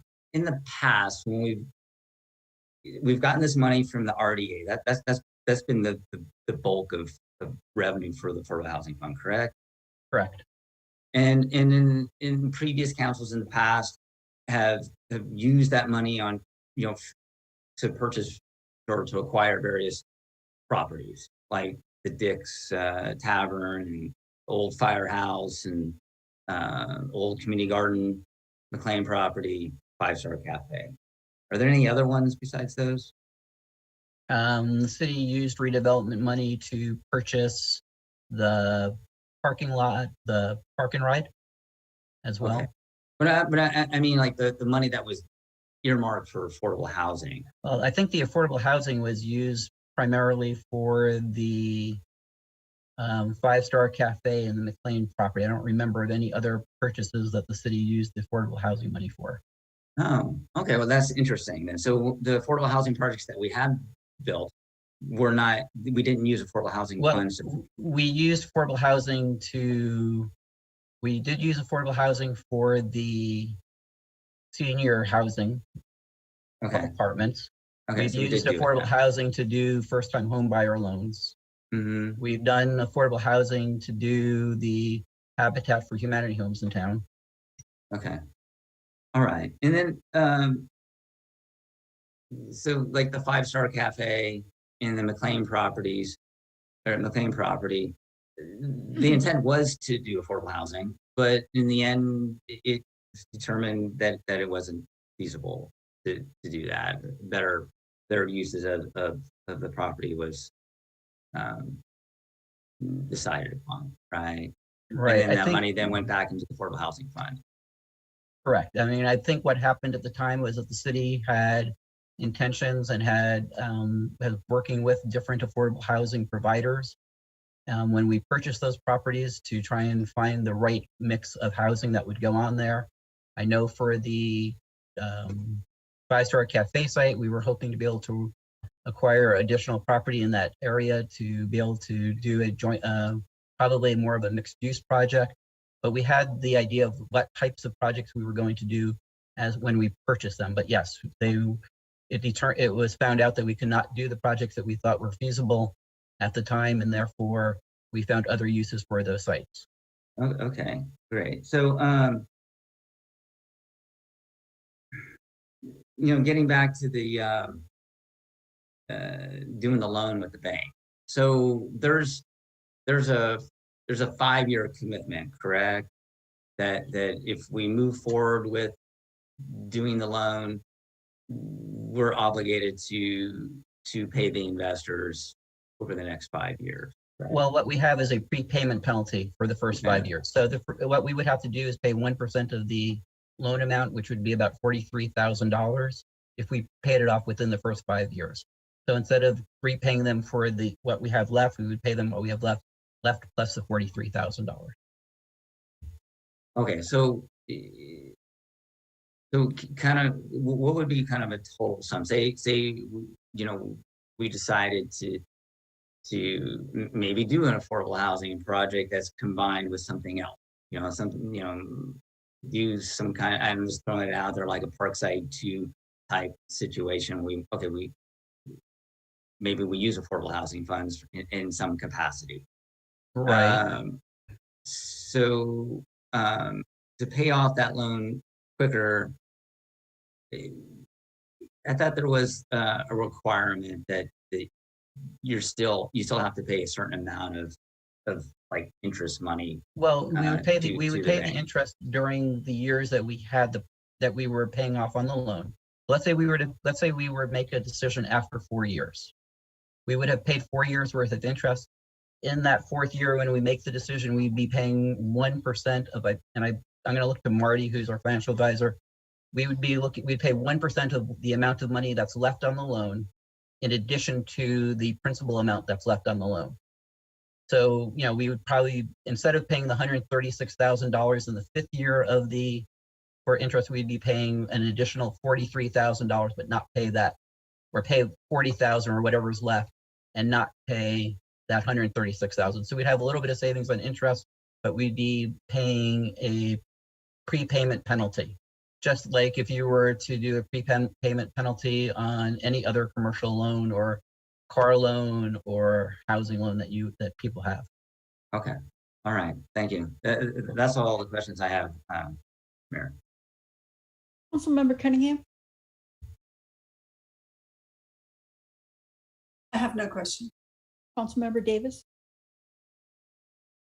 No question. Councilmember O'Connell? I have no questions, but I guess I would make a motion, but I think we need to get public comment before I can do that. All right. Do we have any members of the public wishing to comment? And Mayor, I did want to note for the record that we did receive public comment from Dana Dilworth regarding this item. Okay, thank you. I do not see any hands raised and have not received any text messages or written correspondence. Thank you. We're back to council discussion. Anyone wish to start? Councilmember Cunningham, you said you are not Cunningham, but O'Connell. I would propose to make a motion to approve, and I just lost my place here, switching pages. The resolution approving the execution of the lease with both the City of Brisbane and the Guadalupe Valley Municipal Improvement District. And I'll we do second that that. as one. Okay, if it's possible, I was hoping maybe we could have discussion in regards to that. Okay, before so we make the motion. we'll hold that motion on the table. We'll go back to discussion. Councilmember Lentz? All right, thank you.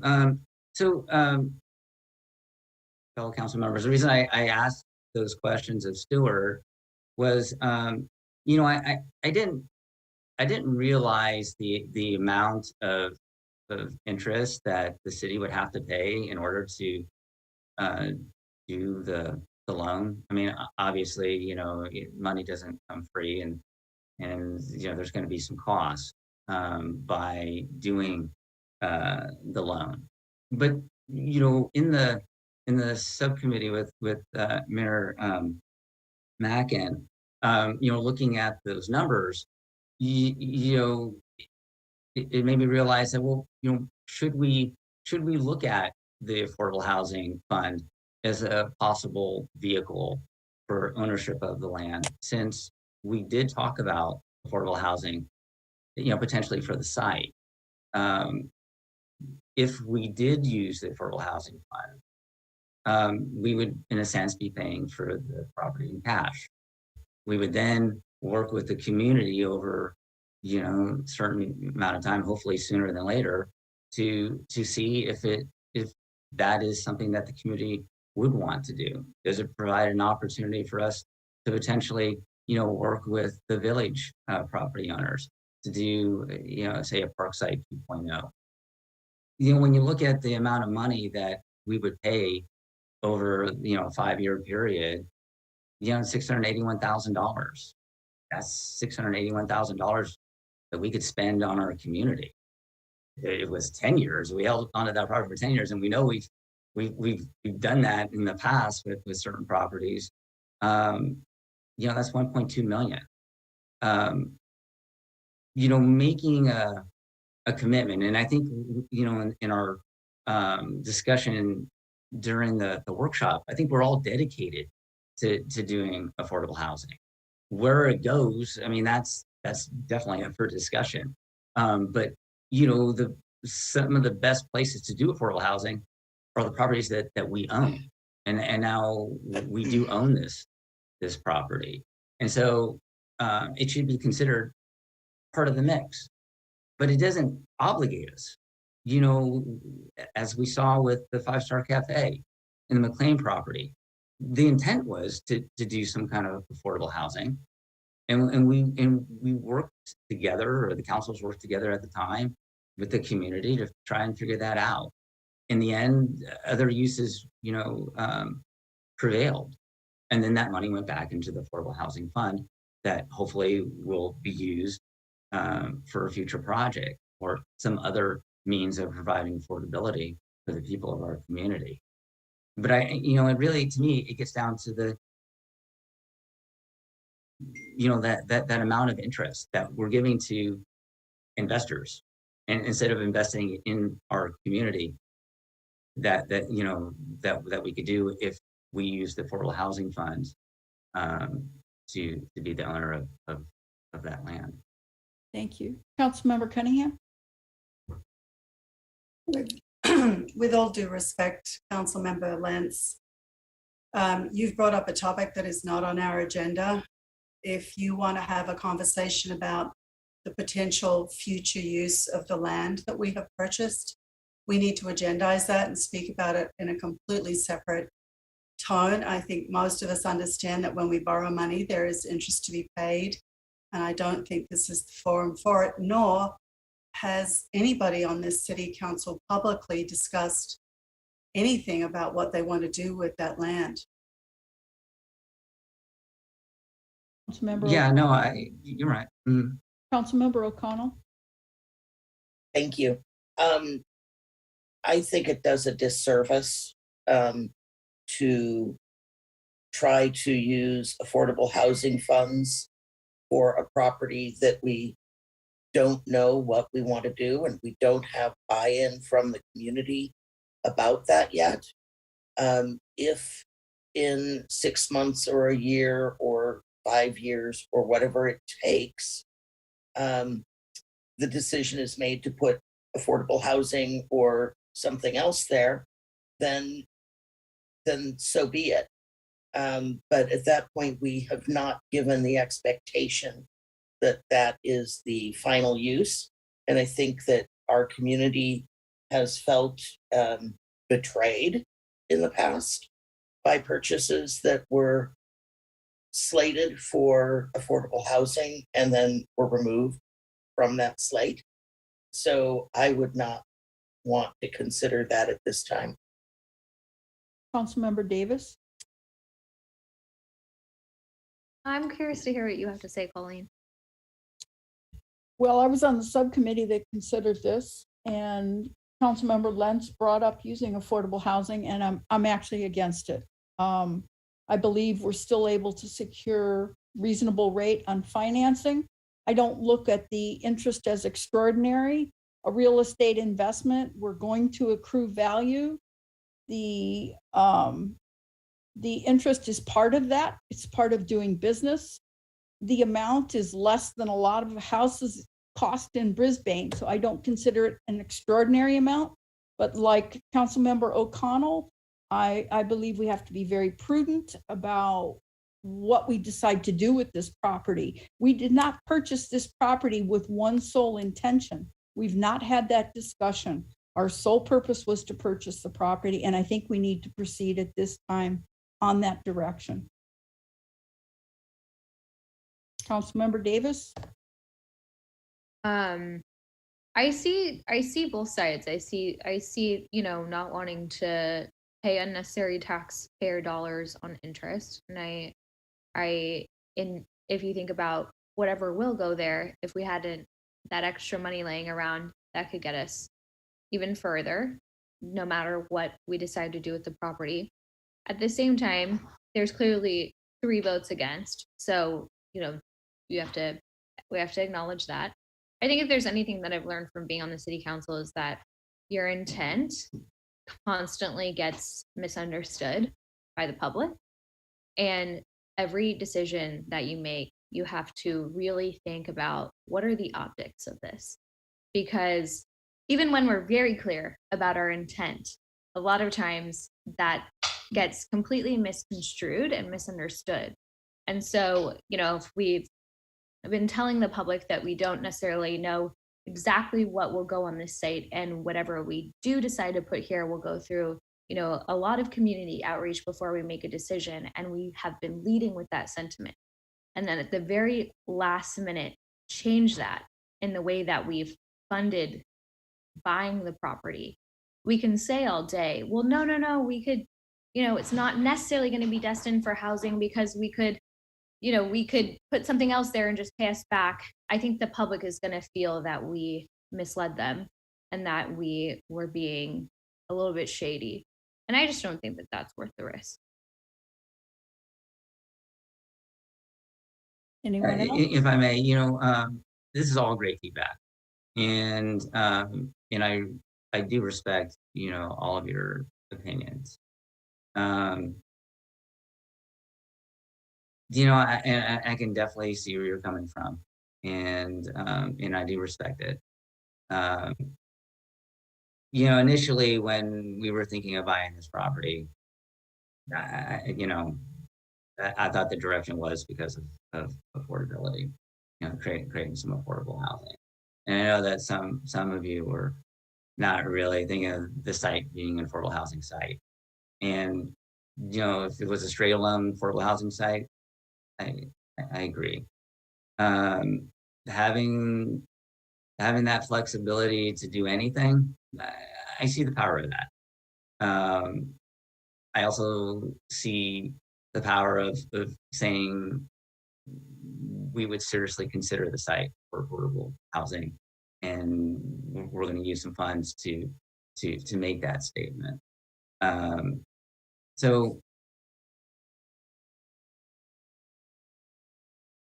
in the end, I have to go with whatever the council decides to do, and I respect that. I mean, I'm going to vote no, just because I do feel that using the affordable housing funds is the better route. But that doesn't mean that I'm not going to support the direction that you all want to see move forward, because I think that's important to have unity there.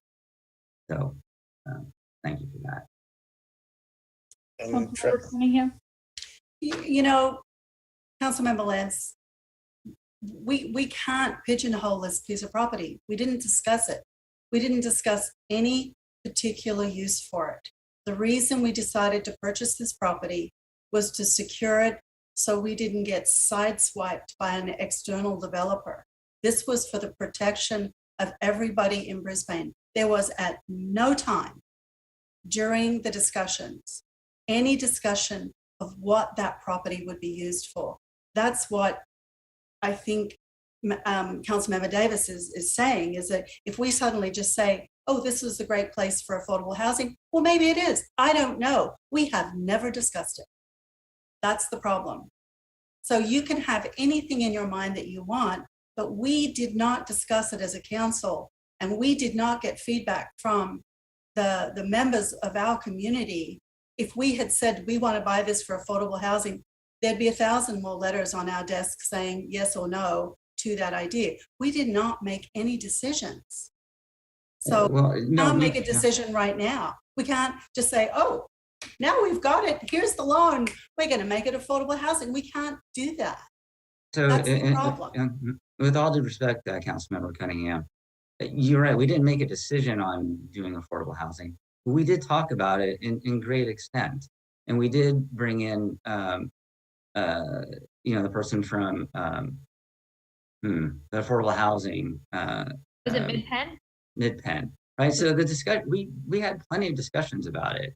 So in the end, the decision was to move forward, giving the city greater flexibility in the uses. And also it allowed, all of us to move forward together in purchasing the property. And to me, that was really important, to have that. And so now that we've secured this property, here's another option, right? To be able to fund it. And just because it could be funded with the Affordable Housing Fund does not say, doesn't obligate the city, but it does, say, this is something that's serious to us. But again, the direction up from the room is to move forward with the 20-year loan. And, I'm fine with that. Councilmember O'Connell, you have your hand up. I do. I did want to point out, and perhaps Stuart can clarify this, the entire $138,000 interest payment is not just for this property. It's also for existing bond measures that are owed. And so the amount that is in this payment is not all necessarily for the Bank of America property. It's parlayed over other loans and payments that would be needing to make anyway. So I just wanted to put that up there that, not all of this money in the first 5 years is for just the Bank of America, but it's a strategic move to balance our payments and to give us the flexibility, even if this were to be designated for one use or another, it's going to take several years for that to come to fruition. As the affordable housing consultants that have come in have said, it takes several years to get these things off the ground and funded and, ready for occupancy. So it gives us time to make those decisions and really to think them through. Madam Mayor, if I could just ask Stuart a question, please, before we take the vote. Stuart, can you just clarify the amount? I mean, I know that we're going to move forward with the loan, but in my conversations with you, the $681,651, that was associated with the B of A site, not including the other the other loans. That was his interest for the B of A site. Correct. The 681,000 is for the interest on the B of A site. When we talk about wrapping the payments around existing debt, what we had meant to try and put out there was that we have existing debt that has a certain amount of a payment, that what we will do, as opposed to having a normal 20-year equal payment over the 20 years for this debt, what we would do is we would pay more interest in the beginning of the loan, pay less in principal in the beginning of the loan, and then increase the principal after the old loan is paid off. So what we're paying for, what you see a payment of, is the $368,000 is a flat payment between the existing loan that we have for the City Hall remodel and for this, for the B of A. When the City Hall remodel loan is paid off, then the entire $368,000 goes towards the B of A. But the interest, the first 5 years of interest that I was quoting in the staff report was just for the B of A loan. I was not including the existing loan that we have for the remodel. I apologize, Councilmember O'Connell, if I was not clear on that earlier. Thank you. Sure. Anyone else? So we had a motion on the table, and City Attorney, there's actually two motions. Do I need to read those in full for the record? I do make a motion. I did not hear a second motion. I thought Councilmember Davis was the second, but maybe I'm mistaken. No? It was Councilmember Cunningham. I'm sorry. Thank you. Yeah, I made the motion for both resolutions. And I seconded that. And should we read them into the record? City Attorney. For clarification, I guess so, because it's been a bit, but I just want to clarify, Councilmember Lenz, I didn't hear a motion from you. Is that correct? I did not make a motion. Okay, no. Thank you. Yes, Madam Mayor, I would suggest, just for clarification, I would Okay. either restate them or summarize them. Do you want me to read them in? That would be great, Councilmember. Okay. I'll make a motion to approve the resolution approving the form and authorizing execution of certain lease financing documents to finance the costs associated with acquisition of the building and land of the former Bank of America branch located at 70 Old County Road in Brisbane, and authorizing and directing certain actions with respect hereto. And let me get to the other one. The second one would be the same, but it would be the Brisbane Guadalupe Valley Municipal Improvement District. Okay, then I will also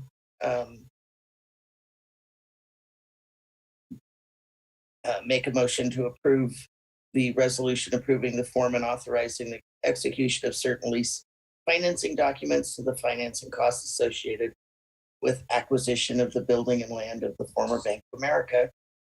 It doesn't say for the Guadalupe district, but located at 70 Old County Road in Brisbane, and authorizing and directing certain actions with respect. These didn't I have a would resolution number. I would second both of those motions. City Clerk, could we have a roll call, please? Council member and authority member Cunningham, Aye. council member and authority member Lentz. No. I'm sorry, Davis, Aye. and then council member, authority member Lentz, that's a no. Nay. Council member and authority member O'Connell, Yes. and mayor and authority chair Mackin. Yes, Motion passes. thank you. We move on to staff reports, starting with the city manager's report, please. Thank you, Madam Mayor. Before we get to the staff report, there was one item at the end of the previous item, previous report on the housing element that we'd like to just take a moment to update the council on, and I'd like to have Community Development Director John Zwicky do that for you. Yes.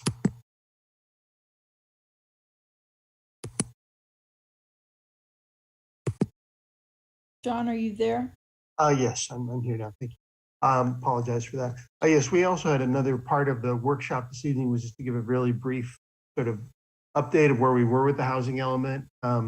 You will see the document as a whole, probably late spring, early summer, as a draft document in its entirety, so we can get it submitted to the state of California for review.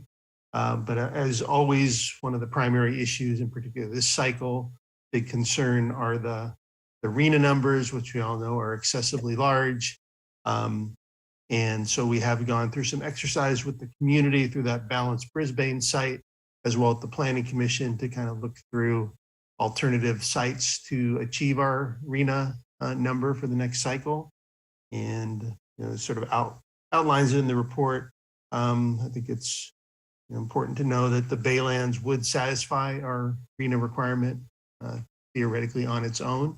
That doesn't mean that the Planning Commission or City Council might not want to consider other sites. You're not limited by the number of sites you would do, but certainly that provides sort of the basis to meet our RENA theoretically if we proceed with the Baylands. So that's kind of the major take home.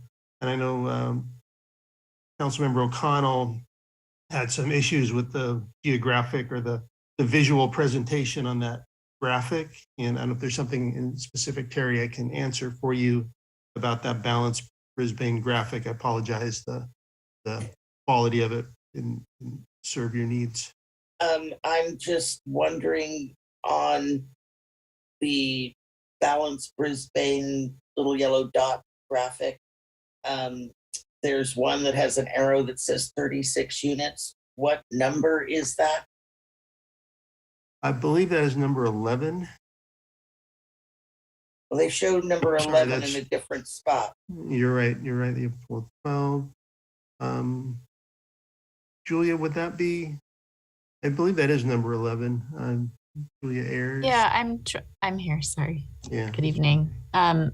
I'm similarly having difficulties determining the number. There doesn't appear to be a number directly under that. So could we get back, check with our staff that prepared the graphic? And okay. It's just really hard for me to read printing on yellow. I understand. Apologize for that. No worries. I'm special that way. So with the amount of units that RENA is requiring of us, those could be accomplished in the Baylands alone, and the current zoning we have, without having to increase the amount of units allowed in the Baylands and having to go back to the voters for JJ? That is correct. Great, thank you. That's my only question. And other than that, if there are any other council questions, we'd be happy to entertain them now. Anyone else? Going once, going twice. Anything else, John? No. Okay, Thank you. thank you very much for that follow-up. So we go back to the city manager's report, please. Thank you, Madam Mayor.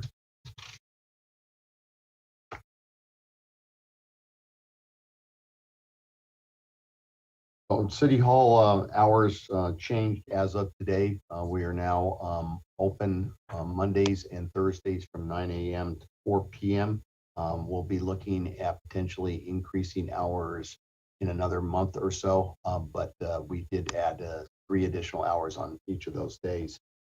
The only exception to our face mask policy, which is still required at City Hall and city facilities, is the Parks and Recreation After School Program, which as of today, to align itself with the Brisbane School District, has transitioned from requiring masks outdoors to strongly recommending them.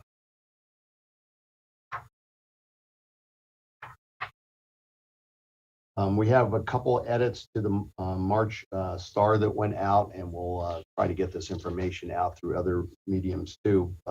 Public Art Advisory Committee will be meeting on Tuesday, March 8th and Tuesday, March 29th at 4:30 p.m. via Zoom. And the Inclusion, Diversity, Equity, and Accountability IDIG Committee will have their inaugural meeting on Wednesday, March 16th at 6:30 p.m. also via Zoom. These updates are reflected on the electronic version of the star and found on the city's website at brisbaneca.org.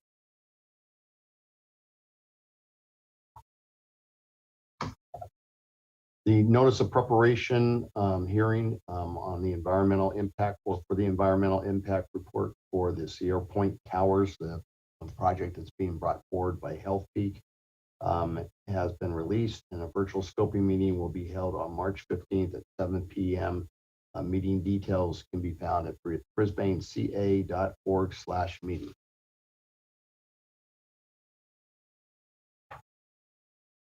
We are hiring. We have a couple of positions that we are looking for new talent on. Recreation supervisor that closes on March 18th. And we're also hiring in the police department, the sergeant level officer and officer trainee level. All of our positions, these and others, would be listed at calops.org/city/of Brisbane.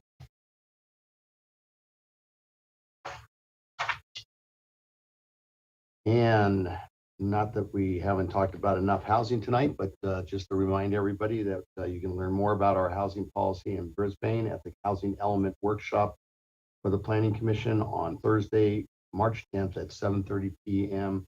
on Zoom and on channel 27.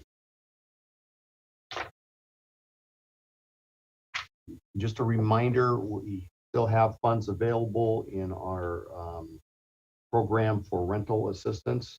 Brisbane Rental Assistance Program is being administered by Samaritan House with the YMCA Community Resource Center processing application. There are still funds available. You can call it 650-276-4101 or send an email at crc@ymcasf.org. That's tonight's report. Thank you very much. Moving on to the countywide assignment subcommittee report. Who would like to start? I'll start.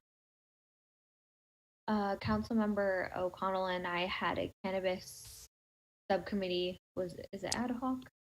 Yeah, ad hoc subcommittee meeting. Staff wanted to get direction on whether the subcommittee wanted to bring forward reevaluating storefront retail in Brisbane. The committee had a robust discussion and determined that there is a lot on our plate coming up this year, and a lot that we're gonna want the community to weigh in on. And we felt that it would be more appropriate to put that issue on the back burner as we navigate through all the other really big ticket items on our plate and circle back as our load starts lightening a little bit, maybe toward the end of next year. Thank you. Councilmember Lentz? So you and I, Madam Mayor, had the infrastructure subcommittee meeting, which we discussed at the last go around. So it was just basically, the funding vehicle for the B of A site. Terry, you and I had the Sierra Point ad hoc design guidelines meeting, and you wanna start that? Well, sure. We talked with staff and our consultants about the multiple projects being brought forward out at Sierra Point. And we got some direction from them and some information about what some of the issues may be. And I think that the big takeaway was that we really needed to see what the traffic demand study was going to show on what egress and ingress of the site would be and what kind of traffic impacts it would have. So those are things that we'll have a citywide traffic study being done that will also get more information brought out with that notice of preparation for the one project in their environmental impact report. So it's wait and see, and no other real interesting tidbits were brought out. Yeah, no, I agree with that. I mean, though I did like the discussion in regards to some of the design elements and trying to have a more, like public engagement rather than having these properties be fortresses, amongst, within themselves. So yeah, we'll see what happens when we start to look at the master plan for the public space and how that incorporates these private properties. That's it, Madam Mayor. Okay, Councilmember O'Connell, did you have another one? Yes, I did. I had an airport land use committee meeting, which just was really dealing with one project that South City is bringing forward on Gull Drive. And then I also had a local policymaker group, which deals with Caltrain and with high-speed rail. Caltrain, the big takeaway is they are asking for letters of support from our councils and mayor for locating funding to finish the electrification project. I think they're looking for another 241 million to finish that project. And so they're trying to go to different state agencies to see if they can raise that money. And the staff did provide the letter to our staff so that they could review that and see if they could sign on to the letter. The other interesting thing that came out was from High Speed Rail. Their update is that they have finished their EIR for the southern portion, the San Jose Gilroy portion, and have published that, their final. And that will be, I think, on a 90-day public comment period, and then we'll go to their board. The big news for us is they are planning in about a month to 2 months to issue their final or their draft final EIR.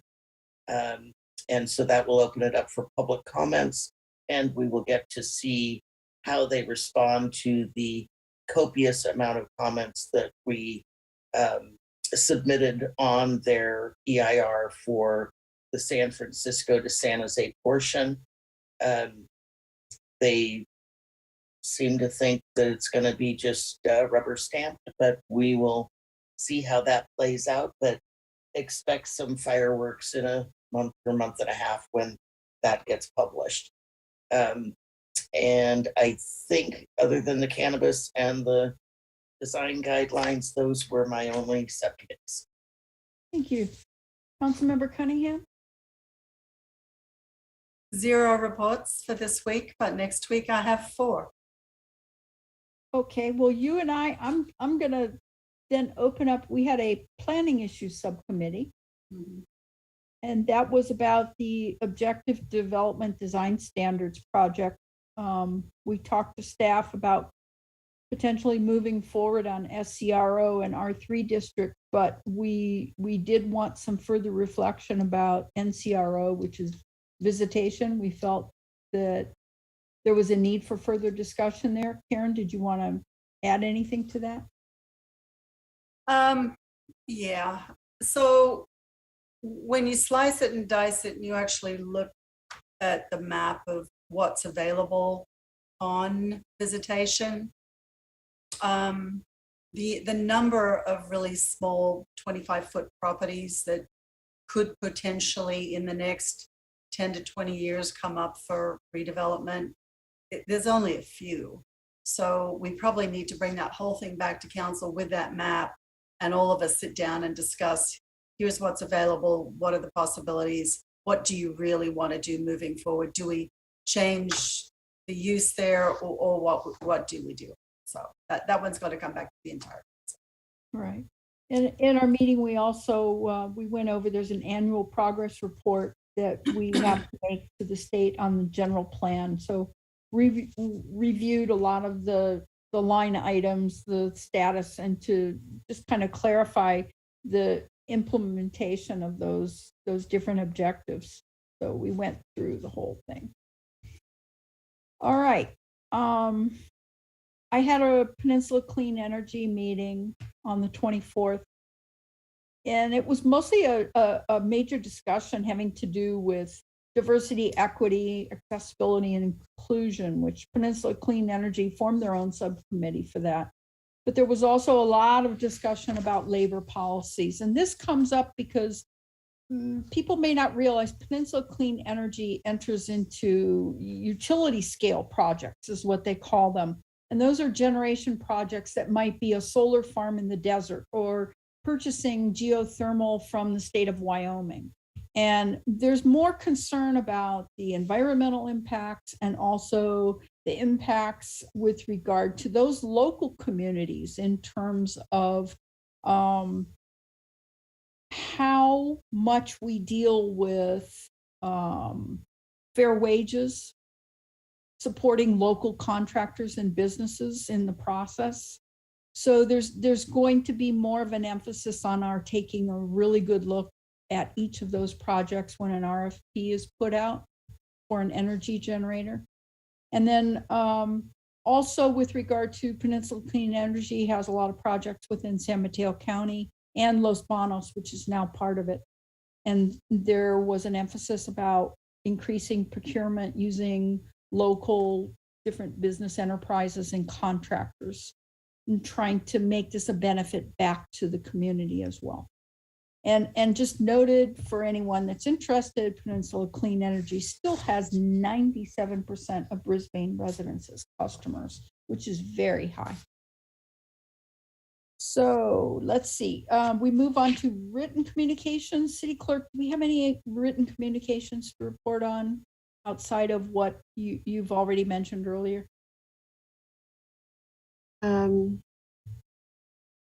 We noted for the record earlier that Dana Dilworth's correspondences and Stephen Goodale, and that's all that we've received. Okay, and do we have any members of the public wishing to comment? Oral communications number 2. I see no raised hands at this time, Madam Mayor, and I have received no text messages or emails. Okay. And so before we adjourn, earlier we heard in oral communications number 1 from Dan Carter and the Lions. And I gave a lot of thought to all that's been going on in the world, as I think it's affected all of us greatly. And it's impossible to ignore. Every day it's in our face, it's on the news, and it's really very gut-wrenching. So I would urge everyone strongly to please try to help support the Lions. They are nonprofit. You can take a tax deduction and really good cause, people suffering. But I also just put together just a short statement that I'd like to read. The city of Brisbane wishes to express solidarity with Ukraine in the struggle to defend their nation against the unlawful and violent aggression of the Putin regime. This unwarranted invasion has displaced over 1 million Ukrainians, cost hundreds of lives, and injured thousands more. And now brazen attacks appear to target the civilian population in a cruel campaign to incite fear and terror. We condemn the violence and suffering inflicted on the Ukrainian people, who, like all of us in Brisbane, seek nothing more than to live in peace and raise their families. And we stand with Ukraine to proclaim the right to sovereignty and to call for this conflict to cease. With that note, we will adjourn at 9:52 p.m. Thank you very much. Well done. Well done, Madam Mayor.